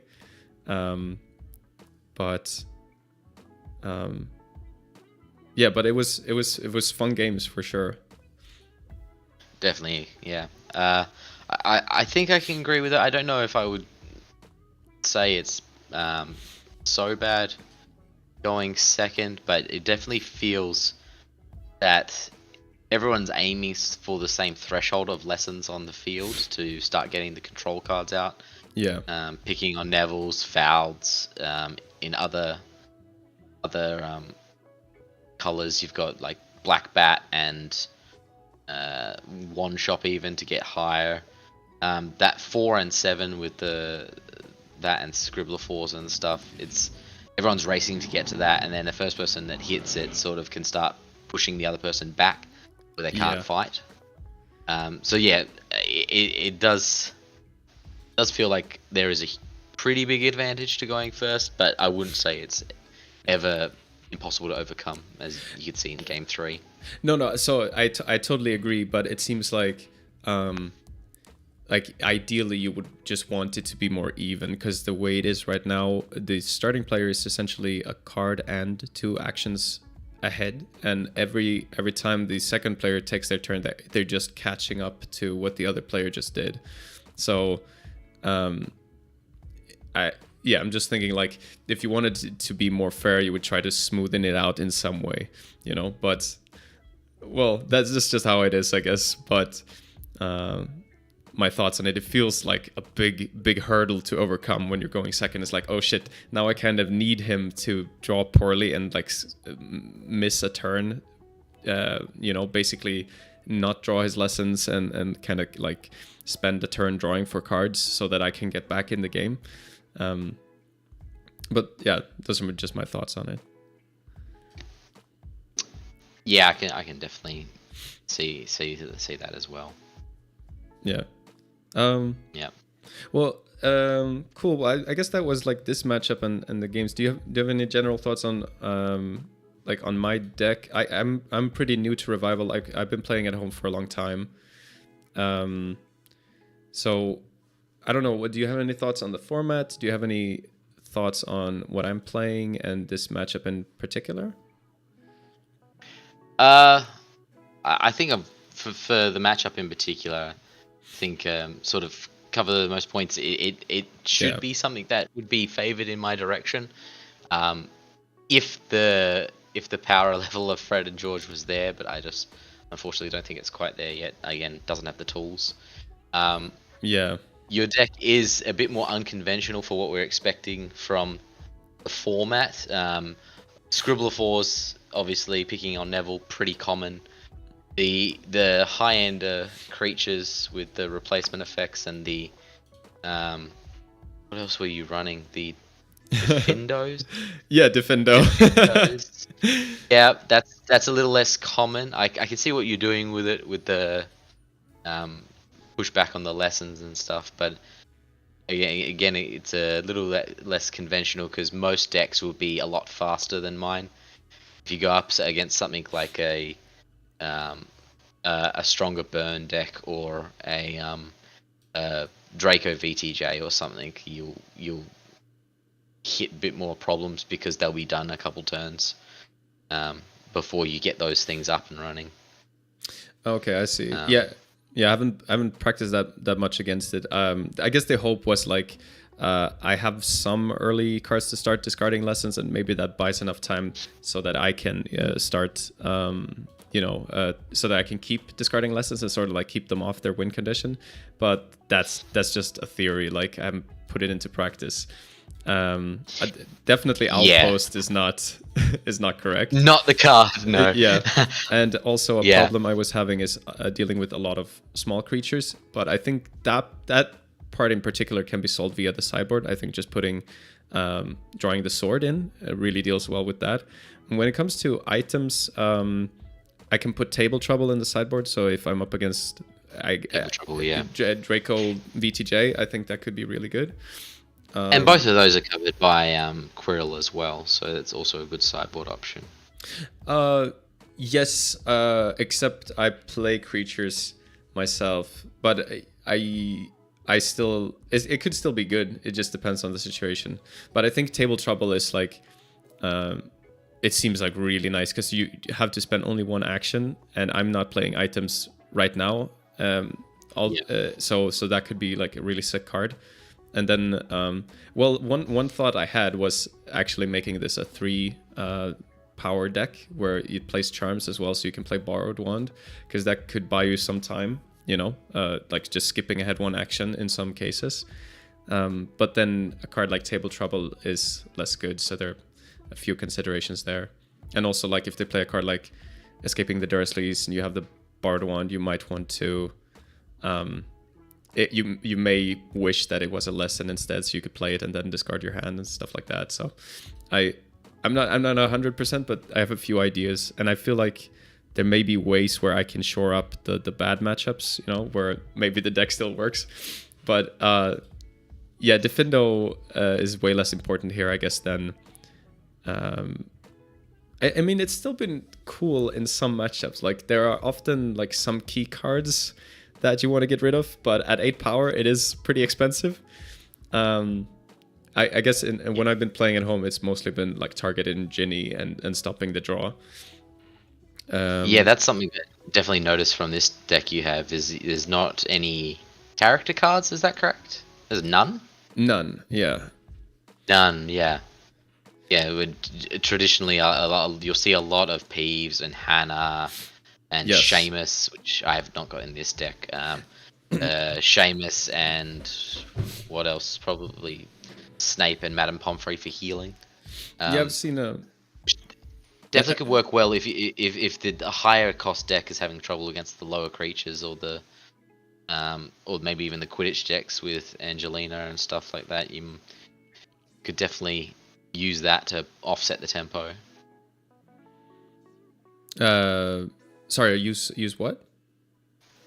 Like the Madame Pomfrey or the Snape to offset tempo. Well, just get back a couple turns. Yeah, possibly. Yeah, at the point where you, if you're able to like catch up on the board and then heal yourself, that could be good. I'm just worried about, like, I'm keeping it pretty vanilla, because what I'm worried about is drawing any of those cards that you only really want to see in a very particular scenario, like early on, because a lot of, like, early on, Madame Pomfrey would just be an obstacle, and it goes for a lot of other character cards as well. So that's the reason why I've kept the deck pretty vanilla, just pretty straightforward, just play your lessons, start destroying things. But yeah, there's definitely, I mean, some things that could be explored, especially when it comes to figuring out what kind of matchups are there in this format and what do I need to be prepared against, so that, like, because I need to be able to reach the point where I'm controlling the game no matter what I'm playing against, and that's really the challenge, I think. Yeah, a deck is definitely a lot slower than most of the things in the format. You see decks like Angelina or Seamus or Draco, who are every turn trying to get extra action. So every second turn they take is a whole extra turn. Yeah, getting 3 actions as opposed to your 2, being a higher end deck that they want to either, like Draco, VTJ, want to just combo you out before you can do anything, or Angelina and Seamus with the charms burn or something like that. They just want to like burn you out before you can really come off. They got a lot of like actions to do that when they're not using any of the creatures where damage per turn matters. They'll just be like, cool, I need X amount of actions to beat you and finish the game, and I get 1 extra action per turn. I'm just gonna outpace you so quickly. Yeah, that makes a lot of sense. Like, I think for Angelina, our main like selling point is that we can get rid of the match in a few ways, like picking on Evelyn and Dobby's Disappearance. Although I'm not playing Dobby's Disappearance at the moment. And then when it comes to when it comes to Draco, I have to test that more. I played a little bit of it, but actually not with that win condition with the combo. I guess it's Dobby's Help plus VTJ. No, just VTJ. Oh, only you combine it with peeves and stuff to get them to the right amount of cards. Generally, so I think the most common way, or at least the one I play it with as well, is Potions Transfiguration. So you are looking to use cards like Hannah to make sure you get 2 VTJs, because 2 VTJs is generally enough. Then you have Peeves, you have Colin, you have Seamus for extra actions, and you have the Self-Stirring Cauldron, which really ramps and gives you extra action as well, because Yeah. Of Seamus. So you can generally save a couple of them for comboing, and then sitting behind wanted posters or picking on Neville's Scribble 4s and some Madame Pomfreys even to heal up if you're getting damaged out. You can yeah, really bide your time. Yeah, wanted poster against combo decks must be really sick. Yeah, that's why the removal's so important. Yeah. That's a cool card. Yeah, like That could be possibly be another sideboard card, depending. But yeah, I'm still trying to figure out what are all the decks and what are my particular issues against those decks. Well, I think that's another thing. The wanted poster, such a fantastically designed card. Very, very balanced and not overly powered or anything. But yeah, it would be very good in a meta where all the decks have a couple particular cards that they're super relying on. VTJ being one of them. If you drop a wanted poster on VTJ and a second one on Scribble 4s or picking on Neville or something, that's gonna set them back a couple turns, because they do want to combo off. So first they will deal with the wanted poster, because you're never gonna get like 4 actions in a turn just to be able to do VTJ out of nowhere. Well, you could, I guess, in the deck you mentioned, you could be like Self-Stirring Cauldron into discarding for Seamus, and then you would actually have 4 actions. But that would get you to 4, but you've already used one from the Self-Stirring Cauldron, and you've got to make sure you get to the mana, that your opponent has enough cards in a hand. When you play against the VTJ decks, you do tend to keep your hand low, so oh yeah. you'll need to chuck play my stuff. Yeah, you'll need to chuck a Peeves in there. Either go for a Peeves, a third VTJ, or trigger Colin or something like that to get your opponent to draw a couple cards first. If they're down at only 2 or 3 cards, then 2 VTJs isn't going to do too much. What's that? 6, 18. Yeah, maybe not really push them too far out, but if you can Colin, that's game. If you can Peeves, that will be game. If you can get a third one, that should be game. But yeah, it's definitely will set those decks back quite a bit. Cool. Yeah, I'm looking forward to like seeing how this fares against other decks as well, and like, you know, understanding things better, because I come I don't know if you've watched all those videos, but I talked about how like I've been playing at home, and only now since kind of December when I started the channel, or January maybe, then I've started interacting with the community. So it's like I come with a lot of like what would you say, like I come with a lot of ideas already about what the game is like, and now it's clashing with the general view, and I'm learning things, but I feel like not everything is like wrong, but it's like there are definitely caveats to a lot of things, you know. Yeah, definitely. With a very, very old and dead card game, everyone is very isolated and siloed in their metas. Like they're oh wait a second. I can't move your cards in their kitchen metas. And Exactly. yeah, they definitely build up your own ideas. So when I first picked it up again, before I got too far into the revival games and ideas, I found the Philosopher's Stone Ollivander's interaction, And I was like, oh, this is fantastic. I can make this deck. This is going to be infinite life and all that sort of thing. And like, you can never get killed. And my wife just kept beating me with McGonagall owls. And I was like, oh, okay, that doesn't work.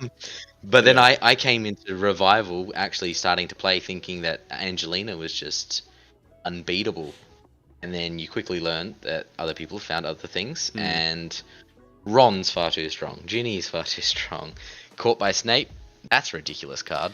Oh, when you Even though, started playing Revival, were those cards not banned? well, this is before Revival released their first ban list. Yeah, yeah. Okay. So, Yeah. so the Revival format existed, but they had not released a ban list. Oh, I actually can't remember, to be honest. But anyway, Um, that would make a lot of sense because I mean, yeah, that's after playing for a while. That's what I concluded is like Caught by Snape is an absolutely insane card, and then Absolutely. I've been through a few TCGs myself. I was a judge for Yu-Gi-Oh. I've been playing Magic for 10 years now. I'm fully into Legacy of vintage Pokemon as well. So, Caught by Snape is probably one of the worst design cards I've seen from any of the yeah, it's games. crazy. I But, try like, to try to compare it to other games, and just like I don't know, Ragavan comes to mind as pretty bad for Magic, and then Yu-Gi-Oh! I don't remember Quillfort Towers when it first came out, something like that. Pokemon, Rocket Sneak Attack, that was freaking horrible. But I think Caught by Snape is probably the worst out of anything I've seen. it's up there in my book as well. It's like the effect is insane. The to solve is like incredibly No hard to, reward. yeah, and you don't get a reward basically. Like if you ever manage to make use of the reward, then that's a very edge case scenario. Like it's just, oh, it's horrible. And the fact that it's repeatable in, like, it's so good to repeat it, like that you can literally Yeah, just spam the card and that's all that's you need to do. that. That's the thing is when you design the card, maybe they only looked at, oh yeah, okay, cool, you solve it, and they're slowed down a little bit, or maybe they were thinking, oh, they play it straight away and it's just a normal turn and gets solved or whatever. Yeah. But it's not. It's the second one. The second one is a killer, Yeah. and the third one is no contest, Yeah. dead on arrival. So yeah. It's crazy. Um, I was playing with it at home for a while. Obviously, like I've been playing with house rules at home. Like I don't remember when, but pretty early on we were like, "Ah, fuck this original unique rule," and like so that kind of skews some of my thoughts on like classic. I've only recently started like playing proper classic with Frankie Friday, yep. and basically getting back to like playing Caught by Snape decks and actually trying to figure that stuff out. And that's like, it's fun from a kind of it's not boring, like it's kind of interesting from a theoretical standpoint, like trying to figure out, okay, how does this actually work if we are to play with this card. But when I was but it still seems like, at least from testing I've done, by far the strongest thing. And from the testing, like when playing with it at home, it quickly became a thing where people like were not excited to play with me when that card was like available. It would just be like, sigh, okay, you play Caught by Snape. Yep. And we didn't want the entire meta to revolve around it, so we just eventually I was like, okay, fine, we just ban it. Just we don't play with it. Yeah. Yeah, it was, Definitely agree with that. yeah, and it made the game more fun, I think. But yeah, of course, like adding all these house rules, it makes the game a bit different. We also try to make it a bit less bad to go second and stuff like that. But yeah, there were some crazy cards. Yeah, there's another aspect of the Caught by Snape is not only is it insanely strong, but it's insanely boring. Yeah, So it's not it's fun. just Yeah. it's not fun. It hits the nail on both People like to play their cards. sides. Yeah, And so people like to play their cards. That's what they pick them up for. yeah, like I think like prison decks can be cool, but it shouldn't be too easy to establish the prison. Otherwise, it just destroys a format, in my opinion. Like But it seems like the ideal that people are searching for is kind of a more back and forth style, where you you play something, they play something, you punch back and forth. Although because of how Harry Potter is designed, you have a limited amount of actions. A lot of play seems to be about like restricting what your opponent can do. Like even the deck I'm playing now is just trying to get rid of your opponent's lessons so they can't play their cards. But at least it's, I don't know, it's less powerful and it's not as final as Caught by Snape. Caught by Snape is usually once it's played, you don't get to play anything useful after that. So I guess it's more okay. Yep.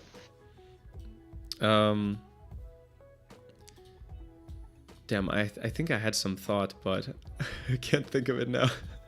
Oh yeah, so yeah, I guess I was just gonna say that now because they have banned a lot of the powerful cards from Classic Revival is pretty interesting to pick up, because it's you can look at a few ways of deck building in a new light, because there are certain things that's like you don't have to consider anymore. So that's kind of cool, coming in with fresh eyes.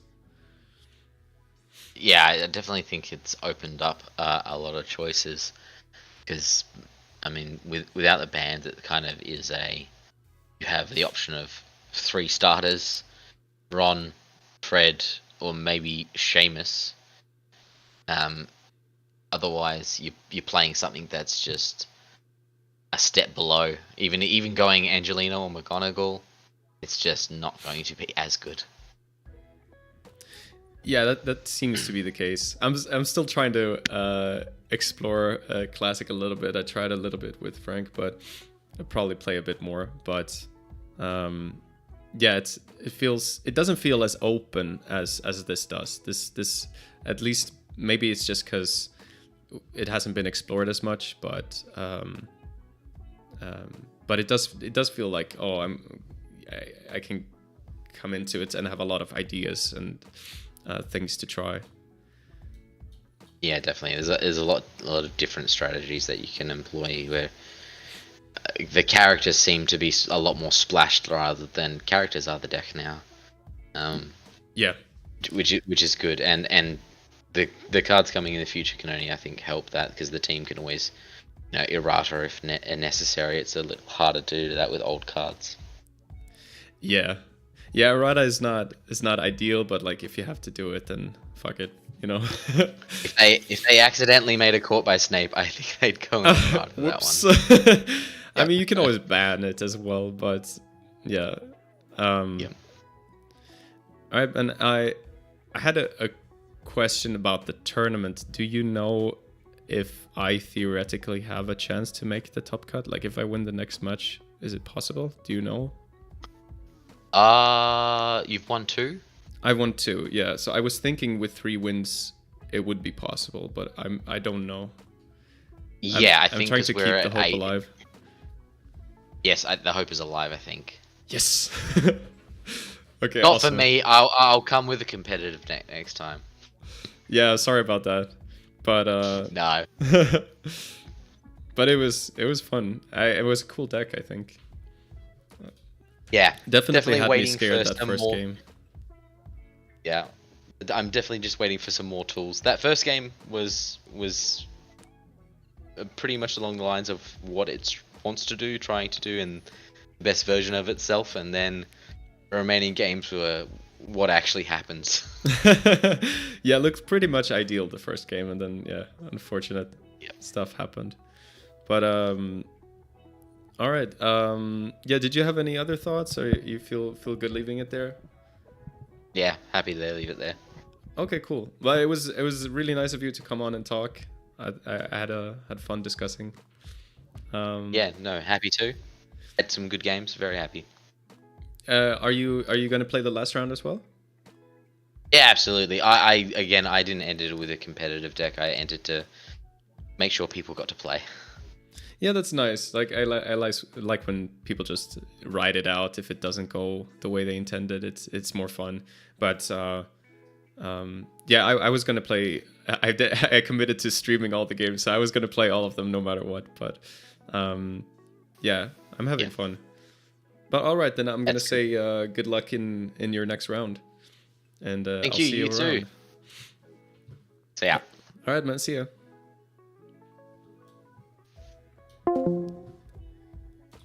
All right, folks. That was nice. Right. Before I end the stream today, I wanted to talk about the Quidditch cards. So early on, I was talking about. Let's actually get this window up. Here we go. I was talking about this Angelina deck early on in the stream, and how it basically plays. Well, spells low to the ground. You just try to get going as early as possible. You just want pure damage. You want a way to get your fouled back. And I just wanted to mention some of the new Quidditch cards that have come out that try to create some synergies with some Quidditch characters. Specifically, they try to reward you for playing beater, chaser, keeper, and seeker characters. So I pulled all of the keeper and seekers up. And they look interesting, but I kind of wanted to make an argument for why I don't think this is good enough yet. So the first problem with playing characters is if you want to have a good chance of getting a character into play, then you play multiple copies of that character. Maybe, I would say usually at least 2, because if you don't and you're playing cards that rely on those characters being played, then you're probably not gonna be able to make use of those cards, and you have the same problem with some of these other cards. So the first problem is you don't want to include that many copies of each character because you can only play them one time. So then the problem becomes finding enough cards of that type that you actually want to put in your deck. So the first problem is finding decent cards of that type. So we have Angelina, that is nice. Alicia Spinnet, so she seems very underpowered. So she says if there's a match in play, when a card that needs Quidditch power does damage, it does 1 more damage. Maybe it could be really good with something like Bloodsher that deals damage over time, though. I don't know. So maybe something you could play. Then there's Katie Bell that says if there's a match in play, when a card does damage to you, it does 1 less damage. So these cards seem okay in a vacuum, maybe, but there is the problem that, first of all, there are control decks that can get rid of your match, and by playing cards like this, you have even more of a liability. Like your match becomes even more important, and sort of you can get locked out. So there's that problem, and yeah, there's also like with things like Katie Bell that tries to prevent damage, your opponent sometimes, like we just talked about on stream, is trying to kill you by just making you draw your entire deck instead of dealing damage, and then a card like Katie Bell doesn't do anything. A card like Marcus Flint is okay. He lets forces your opponent to discard 3 cards once per game, but 2 actions for that effect is not top tier by any means. Then you have Oliver Wood, that I would say is a pretty good include, but then again, just one character that seems pretty good in a Quidditch deck. So we have, so far, these don't look that convincing. Oliver Wood looks okay. Angelina would be your starting character, so it's not usually one that you play from your hand. So you could put Oliver Wood in your deck. Fred and George Beaters also seems okay. That's the character that we just played against. If we have a Quidditch item, we can do damage to our opponent. We could easily add some Quidditch items. So, and then these don't really fit that well. Harry Triumphant, that gives us extra cards if we played an adventure. Maybe you could make a Quidditch deck that is also playing adventures, I'm not sure. And then we have Harry the Seeker, that gives us a card the first time we play a lesson each turn. So not the most impactful of effects. Maybe you could play one kind of Harry because you don't want to play 2 different kinds because of the unique rule. Maybe you play Fred and George, maybe Oliver Wood, and maybe you could find a use for one of the other ones. But still, that's not that many beaters, chasers, and keepers anyway. And then you have a card like Quidditch Plaque that can lower the action cost for playing these characters, which is nice. But the problem is if you play just a small amount of copies of these cards, then it's hard to make use of a card like Quidditch Plaque. And also, in order to consistently get Quidditch Plaque, you would need to play a lot of them. So then you introduce the risk of drawing multiple copies of the same card and having a hard time getting value from it. Same thing with nightly practices. It applies when you play a beater, chaser, keeper, or seeker, that you can then choose an opponent and they have to discard one of their cards in play. So it's an event, but you can't play this card until you reach 5. It's unique, so you can't put multiple copies into play. And again, if you are playing only 4 different kinds of these cards that can trigger this, then it seems pretty hard to actually make use of this card. So, and I guess that's the problem with most of these is like, because you don't want to include that many of the characters probably, all of these cards become harder to make use of, like the Quidditch Changing Room. So this one says, when a player plays one of these, a beater, chaser, keeper, or seeker, you can search your deck and take a Quidditch item or spell from your deck, reveal it to put into their hand. And this is a location, so it applies to both players, which is a downside. But probably you are the only player making use of this. Because probably your opponent isn't also playing the same kind of Quidditch deck. If they are, I guess you can sideboard this card out or something, I don't know. It has a pretty powerful effect where you can search any item or spell, so you can get fouled. That we all know is, well, we saw it on stream before.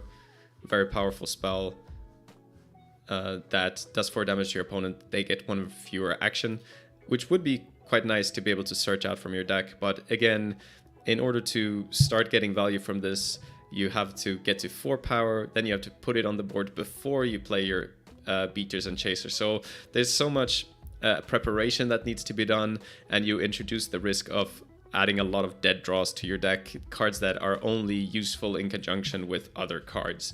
And I think this is really the big problem. Like with trying to play all of these things at once, you end up with very little substance and a lot of cards that are trying to use other cards before you can actually do things, and it probably will take too much time before you can start doing what you want to be doing. And then there's this card, Best Practice Ever, that count the number of beaters, chasers, keepers, and seekers you have in play and do that much damage to your opponent. So if you somehow manage to get a lot of those into play, this could actually be good because it only requires 3 power. But then again, the 3 power cost doesn't matter that much because you probably... Well, I'm not sure. Like, maybe you could get Quidditch Plaque into play a lot of characters, and then play this. There's a few problems that first of all, in the fact that it's not useful until you have played a bunch of other cards once again. So while the new cards are interesting that try to go along this theme of playing the beaters, chasers, keepers, and seekers, it looks like right now there isn't really the support to be making use of them. So I would recommend probably sticking with the kind of Quidditch deck that I just showed. I showed it at the start of the stream, but we can get back to it. Here it is. Yeah. So this is just extremely straightforward. Very few dead cards. Your main problem with dead cards is the matches, because you can only have 1 in play at a time. So if you draw any extra copies, you can't make use of them. But it's very straight to the point. You don't have to do a bunch of things before you start gaining value, and I think that's really the key. I don't think you have time to do all those fancy chaser, beater, keeper, seeker things, unfortunately. So that's just a thing, some thoughts that I wanted to mention on the new cards. Maybe if they release a bunch of new good beater, chaser, keepers, and seekers, then these cards will be good, but as it stands, pretty skeptical. But fortunately, there is at least this way to play Angelina, and probably other ways as well. I haven't really seen much of what other people are trying to do, just one deck, and probably there's someone who's come up with a really good Angelina deck out there. But yeah, unless there are any questions, which nope, there's no. Then I will, I will just say thank you for watching. We did end up getting a win today, so that's awesome. We're keeping our tournament hopes alive. And I will be back with the last match whenever that is happening. So thank you for watching, and I hope to see you next time as well. Bye-bye.